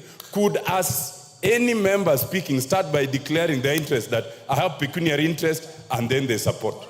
Thank you, Mr. Speaker. Order, Honorable Otiende Amolo. You are grossly out of order for misreading standing order 90, misleading the House, and raising a frivolous point of order. Go on, Cynthia. Thank you, Honorable Speaker. Honorable Speaker, in my submission, I am clear in my declaration of interest that I represent people who do sugarcane farming and tea farming. Thank you, Honorable Speaker. Ignore him and proceed. Well guided, Honorable Speaker. So, Honorable Speaker, I support this bill in its entirety. And Honorable Speaker, I also want to give an assurance, Honorable Speaker, to the Honorable Robert Mbui. When he was speaking, Honorable Speaker, he was worried that what happens if we are hoodwinked in terms of the proposal that have been put by the committee, Honorable Speaker, and he has been a very good honorable member of this House. Together with myself, Honorable Speaker, we will ensure that whatever these proposals that the committee has put in regards to this bill are actually put into in the second reading, Honorable Speaker, are considered so that the people of Kenya, Honorable Speaker, can be able to benefit from this bill. Honorable Speaker, I want to compare the finance bill of 2023 and the finance bill of 2024, Honorable Speaker. Last year, Honorable Speaker, I was pensive about the finance bill of 2023. And I want to report here today, Honorable Speaker, that I am a happy person that I took part in the passing of the finance bill of 2023, as hard as it looked, Honorable Speaker. And I am happy, Honorable Speaker, because some of the provisions that were put in place by that finance bill last year, Honorable Speaker, are finally bearing fruits, Honorable Speaker. You remember, Honorable Speaker, that there was an issue about the clinkers, Honorable Speaker. this year, Honorable Speaker, this country has a clinkers factory in Turkana, Honorable Speaker, that is able to produce clinkers and has reduced its importation, Honorable Speaker, by close to 90%. Honorable Speaker, if that is not a win in the last year's financial finance bill, I don't know what is, Honorable Speaker. Honorable Speaker, on the issue of importation and hiking or putting the taxes on importation, Honorable Speaker, we are simply saying, Honorable Speaker, that let us be able to consider the Maxis and the Yana of this country, Honorable Speaker, that are produced locally in terms of tires, as opposed to, Honorable Speaker, the Michelin and the Bridgestone, Honorable Speaker. And Honorable Speaker, this is not barring anyone from using them. It is actually saying, let us just promote local, because these ones are going to be more affordable. But if you're a person of means, Honorable Speaker, and you feel like your class is Bridgestone, you can still go ahead and do the same, Honorable Speaker. So, Honorable Speaker, I support this particular bill. And Honorable Speaker, listening to Opio and I, the Honorable Able Minority Leader, Honorable Speaker, he says that this government has made mistakes after mistakes. And Honorable Speaker, I want to say this. If the results of the mistakes after mistakes that have been made by this government is the exchange rate going, the Kenya shilling doing better, Honorable Speaker, I am proudly associated with the mistakes that have been made by this country. Honorable Speaker, if the mistakes include the ease of doing business, Honorable Speaker, in this country that is growing better every day, I want to say that I'm proudly associated with the mistakes that have been made by this government, Honorable Speaker. And I continue to support it because, Honorable Speaker, we are going to have a better future, we are going to have a better economy, we are going to have better things that are going to come out of this finance bill, Honorable Speaker. So I support it in totality. Honorable Speaker, just to speak to the Gen Z, I hear they have been referred to Gen Z, Honorable Speaker. I want to appreciate that particular generation, Honorable Speaker. And when you look at young people fighting for their rights, fighting for their space in person, Honorable Speaker. And if you noted, Honorable Speaker, they did not spoil or go and vandalize any shops in this town, Honorable Speaker. They were picketing in peace, and they were actually showing us place cards, Honorable Speaker, showing what they wanted. Honorable Speaker, I want to say that I am proudly associated with those people, and I appreciate this committee for listening to those young members of this country and implementing some of the suggestions that they were giving. Honorable Chair of the committee, we appreciate what your committee has done, and we will be here during the second reading to support it and see that it goes through, Honorable Speaker, so that we can honor those young people and even going into the future. I support this bill, Honorable Speaker. Junet Mohammed. Mr. Speaker. Order, Honorable Millie, you are the mother of this house. This is a young first-timer. You should guide her other than heckle her. Mr. Order, Honorable Millie. I honored you by calling you the mother of this house. It's your duty to mentor young first-timers, not to heckle them. Go on. Mr. Speaker, I think Millie has graduated to grandmother. Anyway, Mr. Speaker, I stand to oppose the Finance Bill 2024. Mr. Speaker, when this bill landed in the House, Mr. Speaker, and it was tabled for the first reading, Mr. Speaker, and I took a copy of it, Mr. Speaker, I said this bill, I'm sure, was not made on earth. It must have been made somewhere else, Mr. Speaker, because no human being can sit somewhere and craft that kind of bill, Mr. Speaker, for people who live on this earth, Mr. Speaker. Why do I say, Mr. Speaker, so? Mr. Speaker, the bill was attacking a human being from all sides, from his stomach, from his head, from his legs. You cannot move, you cannot eat, you cannot sleep, you cannot travel. That's what the bill was doing, Mr. Speaker. Mr. Speaker, I was asking myself again a question. If this bill has decided to tax everything under the sun, from bread to tires of mukokoteni, of piki-piki, boda-bodas, wheelbarrows, even wheelchairs of disabled people, Mr. Speaker, I was asking myself, in the next financial year that is just 8 months to come, what will they tax now? Because you have taxed basically everything. What are you going to tax next? I thought the next taxation is going to be the oxygen now that we are taking. Yes, order, Janet. Yes, Lelmengit. What's your point of order and what standing order? I'm standing under the standing order number 91, Mr. Speaker. I want Honorable Junet to substantiate that we are only putting levies on imported assembled motorcycles, not locally assembled and not locally manufactured, so that the Kenyans out there can know, can know the truth, Mr. Speaker. Thank you. Mr. Speaker, I have not even spoken about that. Me, I spoke about rubber. I did not talk about assembled, disabled, and non-assembled. I have not talked about that. You must be in a different house than me. You must be in Wasingishu County Assembly or something, Mr. Speaker. Mr. Speaker, to proceed with my point of argument, Mr. Speaker, if this bill was done the way it was done, without the input of serious government technocrats, Mr. Speaker, then it has proved to me that this government lacks technocrats. What it has also come to prove is that when we were campaigning, this government said they have a plan. And they put everything that is flowery, that is good in that plan. But I can see now what is happening in this country is to govern this country without a plan. Because there is no plan that can recommend this kind of finance bill, Mr. Speaker, or not.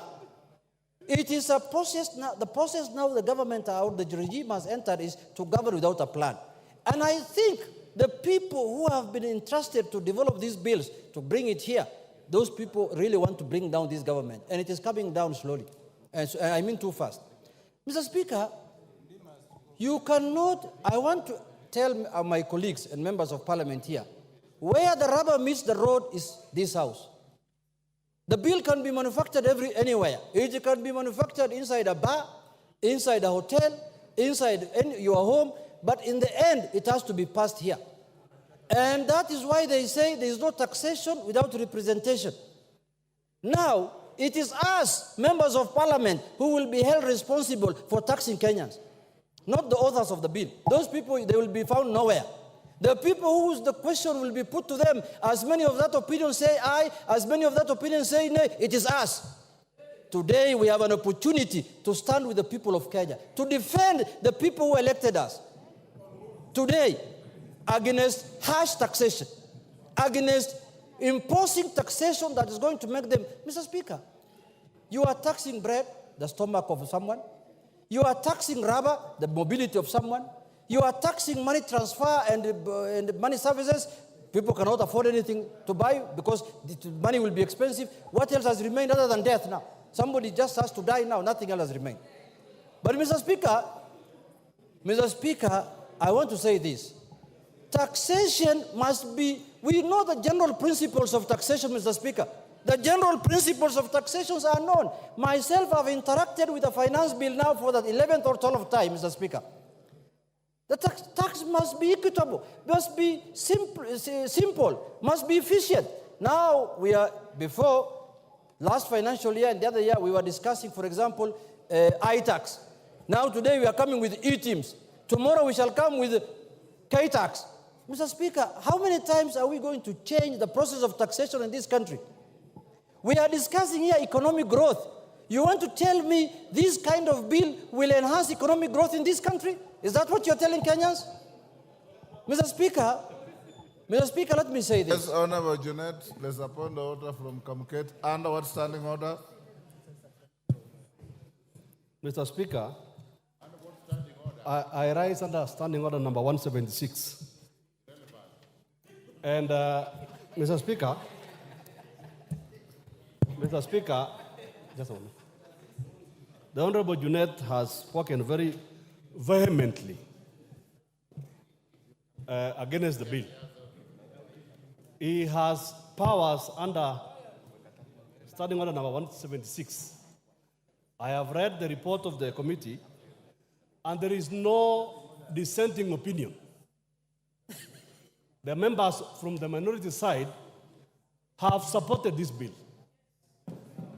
His own members that he, as the minority whip, has nominated to the finance committee. If he is true to his word, can I challenge him, Mr. Speaker, to exercise his powers under Standing Order number 176 to de-whip those members. Junet. Mr. Speaker, you see, we are now on the plenary of the House. We are not in a finance committee. And the decision of the bill will be made on the floor of this House, not in the committee. But I know where Honorable Kamket is coming from. I know when you collect cattle, you share with everyone. But now this is different, Mr. Speaker. We are in a different scenario. Now we are in the floor of the House, Mr. Speaker. We are not dealing with cattle. But having said, Mr. Speaker, you know, when you are interrupted like this, you lose your thought process, Mr. Speaker. But let me come back to what I was saying. Mr. Speaker, this bill, I can see the committee in their own wisdom have proposed certain changes. That's a step in the right direction, but that's not enough. That is not enough. Because there are more other things that we need to deal with, and we need to bring amendment on them or shoot down the bill in its entirety, in totality. Mr. Speaker, let us be sensitive to the people of Kenya. Now I've lost my time. I can see I'm being told your time is up. Let us be sensitive to the people of Kenya. Because it is the ordinary person who's paying for what we are processing here. It's not us, Mr. Speaker. Mr. Speaker, if we are going to make life difficult, for example, Mr. Speaker, last year we passed a finance bill here, which is a Finance Act of 2023. How much money have we collected using that? We did not reach our targets. Now that is a proof that higher taxation does not yield to higher revenues, Mr. Speaker. Lower taxation yields to higher revenues. If you make the taxation process easy and simple, and which everyone wants to pay, that is when you will collect money. But when you tax it highly, people will look for ways to evade it, people will look for ways to not to pay it, and that is the norm. It is not all over the world. It is not rocket science. So let us... Is up, Didymus. Your time is up, Junet.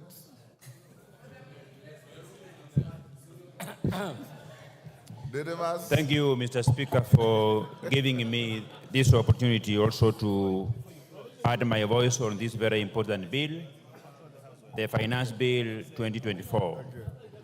Honorable Speaker, in making a decision as to whether I support or oppose, I am guided by three things. First, that is very important, and the country must understand this, Honorable Speaker. There is no country across the world that has developed without the support of the local manufacturers. We have been lamenting for very many years, Honorable Speaker, that Kenya as a country is one-way traffic. We are only importing. Mr. Speaker, it is a fact that we have manufacturers who have set up their factories in our country. They have just employed less than 5 people, and what these manufacturers do, they just import finished products to distribute, yet they get all the support from the government of Kenya and from the taxpayers, Honorable Speaker. The second thing that is very important, Honorable Speaker, is that the problem that this country is facing, and it is a time bomb, Honorable Speaker, is lack of employment for the surging young population of this country. The government alone cannot absorb millions of Kenyans who are job seekers. The private sector plays a pivotal role in ensuring that we have employment opportunities so that Kenyans can have the bargaining and the purchasing power to put food on the table, Honorable Speaker. So the private sector should be supported. I heard the leader of minority speak about that this country is only favoring a few individuals who are trading in cement, who are trading in steel. Honorable Speaker, I want to ask and to urge the leader of minority, Honorable Pio and I, who is my very good friend, that he has an opportunity to set up a steel factory in this country. He has an opportunity to set up a cement manufacturing factory in this country. He has an opportunity, Honorable Speaker. I know that prior to the last general elections, they had so many meetings with the business community of Dubai, business community of Qatar, and Honorable Opio and I, you have got every reason to set up a factory, run it the way you want. You can even say that for you to buy from this factory, you must be wearing a black suit. Nobody will take you to court, Honorable Speaker. The third thing that is very important that made me to support this bill, Honorable Speaker, is because when those proposals were first being debated across the media houses in this country, there are a number of things that came out, and those things were punitive to the Kenyans, Honorable Speaker. These include the tax on motor vehicle, the tax on diapers, sanitary towels, taxes on motorcycles, Honorable Speaker. But we have since engaged, and I have had a robust discussion with the Chair of Finance and Economic Planning. He has assured me that the content of his report will finally make it to the areas that are going to be amended by this House, Honorable Speaker. I have also alive to the fact that as a Member of Parliament for Kimilili, I have the powers to amend this bill. I have the powers to suggest amendments, including the title of the bill, and everywhere that I feel we should change this bill, Honorable Speaker. Honorable Speaker, this bill, read together with the report, and of course also annexed on that level with my intelligence of proposing amendments to make it better, I am convinced that we are going to protect the local manufacturers. Kenya as a country, Honorable Speaker, we have been lagging behind. That even we import toothpicks, something that is made with a very low technology. That we have been importing diapers, something that even Junet Mohammed can set up a diaper manufacturing farm in Migori, Honorable Speaker. So what we are simply saying, we are saying that the rich people of this country, the very many associations that can access funding from banks in this country, that this bill is giving them an opportunity to become entrepreneurs so that they can set up factories that will be able to produce things that have been zero-rated, and they will have a competitive edge against those manufacturers who have been importing things in this country, Honorable Speaker. Honorable Speaker, we have had a discussion with the ladies of this country. I have had a discussion with girls and women from my constituency. They have raised concern about the hygiene of diapers that are imported from China. It is from this basis, Honorable Speaker, that we persuaded the Chair of Finance and Economic Planning to persuade this committee that they should consider putting an eco-levy on sanitary towels that are imported from this country while zero-rating the locally manufactured one, Honorable Speaker. Honorable Speaker, by passage of this bill, I am convinced, I am energized to look for money and set up a factory in Kimilili, a factory that will produce sanitary towels, a factory that will produce diapers, a factory that will produce toothpicks, Honorable Speaker, a factory that will produce tires, Honorable Speaker. Honorable Speaker, I have listened to the members of the other side vehemently oppose this bill, and they are saying that this bill proposes increase in taxes for tires of even the wheelchairs, for tires of wheelbarrows, for tires of motor vehicles that are used locally by very many people, Honorable Speaker. Honorable Speaker, I don't blame them. You know, reading is not very easy. This finance bill, the report that the chair budget and his team produced is voluminous, Honorable Speaker. And I'm not just blaming them, but because, you know, for you to read, you must be committed. So I challenge them to go down and read the report. And even if the chair of Finance and Economic Planning has proposed those changes that include zero-rating tires, that includes zero-rating eggs, that includes, Honorable Speaker, zero-rating locally assembled motorcycles, I want to tell this House that we have all the powers to even propose similar proposals, so that by the time when we'll be coming here on third reading, then if those proposals will not be put forward by the committee, then each one of us will have the powers to move ahead and come up with those committees, Honorable Speaker. Honorable Speaker, this bill, we have been grappling with the problem of unemployment in this country. There are very many factories in this country, Honorable Speaker. This bill is going to put a stop on people whom I can refer to them as conmen, These are industrialists who set up industries in this country, but they don't manufacture anything. They don't employ anybody. They just employ an accountant who processes things from foreign countries to come here and distribute them. That is why the Finance and Economic Planning Committee was intelligent enough to say, locally assembled. So even if you will import parts, you will bring in various parts, but there is evidence that you are assembling, that you require to employ a Kenyan to assist you in assembling, that you require to employ another Kenyan to assist you in cost estimation of those parts. Honorable Speaker, that is why I stand here today as a member of parliament for Kimilili, exercising my constitutional powers and authority, that I have the powers to amend each and every section of this bill, Honorable Speaker. And being alive to the fact that the reason why the people of Kimilili brought me into this house is to ensure that the road from Rashid to Chepkwabi is tarmacked, Honorable Speaker. Is to ensure that we have a Huduma Center that is fully equipped and functional in the Kimilili constituency, Honorable Speaker. That I ensure I source for funds to tarmac the road from Maini to Kapsokon, Honorable Speaker.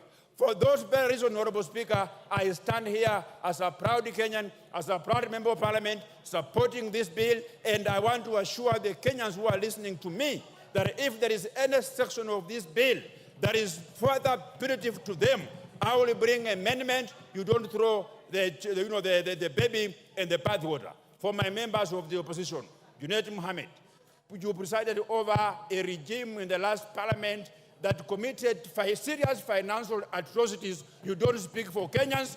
The people who speak for Kenyans are the government, are myself. When you speak, the country bleeds. When I speak, the country listens. I thank you, Honorable Speaker, and I support. Commissioner Makau. Thank you, Mr. Speaker. From the onset, Mr. Speaker, let me say I thank you for giving me this chance to voice my sentiment on this. Where's Nzengu? What's your point of order and under what standing order? I rise under standing order number 1. It is not available to you. That is for the Speaker. I just seek a guidance from you, Mr. Speaker. Yes. Looking at the interest of members, I wanted to implore you to allow the cards not to be removed over lunch hour so that we can continue in the afternoon. Thank you, Mr. Speaker.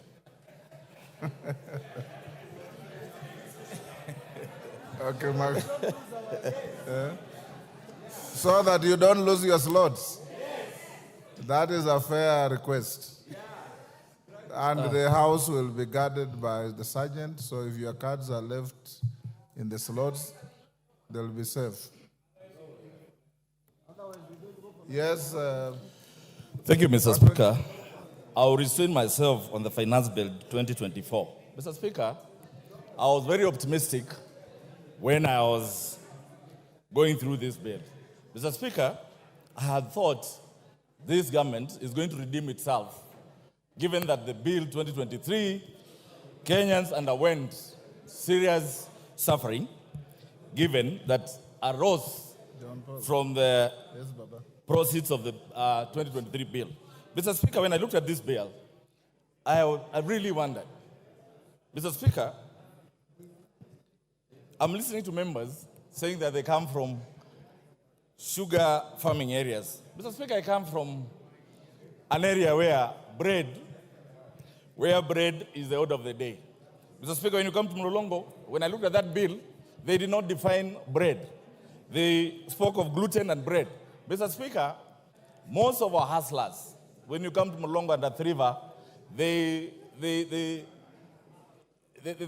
trade on bread in terms of mandazi, in terms of samosas, and that kind of stuff. So, Mr. Speaker, when I saw this proposal of 16%, Mr. Speaker, being proposed, the bread to be subjected to VAT, it broke my heart.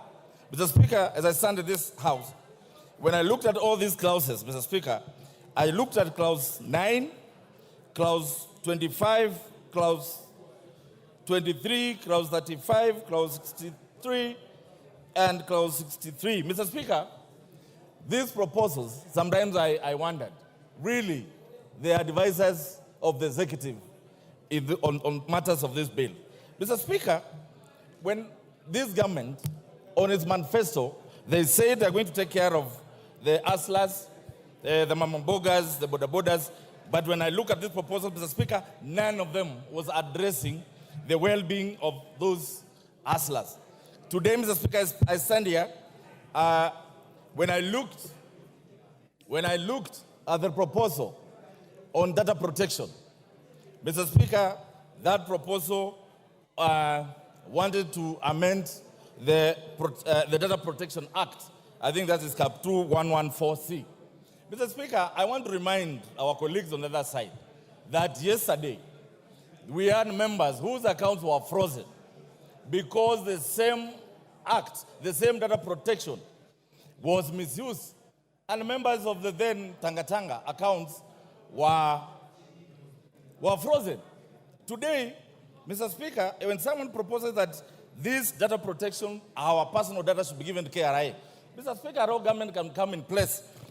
And you never know. Your account, someone might say that you owe the government 100 million in taxes. Mr. Speaker, it's high time this House stood and said no to such proposals. Mr. Speaker, however, I have looked at the report. I know the Finance Committee have done something on it. And Mr. Speaker, we must be very careful. There is no way I'll sit here and understanding that a government must fund its budget. We must look at what is happening to the taxes that we are collecting and why are Kenyans not paying taxes. Mr. Speaker, I join speakers who say, let us loosen the tax bracket so that we tax Kenyans less, so that they will be encouraged to pay more taxes, and we are going to realize these monies that we want to finance the budget that we have. Mr. Speaker, as I stand here, I am also concerned about the proposal protecting some investors. Mr. Speaker, I come from a constituency where all the cement factories are. It is true, there is only one supplier of billets. And Mr. Speaker, the way this bill was proposed, it was proposing a 17.5% tax. That means they were going to protect the monopoly of that investor so that no any other manufacturer will find place in the market. And I agree with members that this country needs industrialization. We cannot industrialize when we give one investor monopoly power to be the only person determining who is going to be in the steel industry. So, Mr. Chairman, Mr. Speaker, I think this one was really going to kill the industry around here. So it also applies on the clinker. Mr. Speaker, clinker is an essential element in production of cement. If we tax this cement as proposed in the bill, I think that's 10%.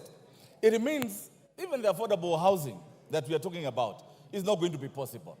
If this bill will address on clinker being zero rated, then it means the cost of cement is going to come down and the cost of building is going to come down. Mr. Speaker, the way it is, I don't see whether this bill is going to help Kenyans. Mr. Speaker, I stand here and I oppose it in totality. Let us come back. Mr. Speaker, you accept our amendments, and as a House, we look at them so that we neaten this bill so that it's going to benefit all Kenyans. I thank you, Mr. Speaker. Order, honorable members, you may be upstanding.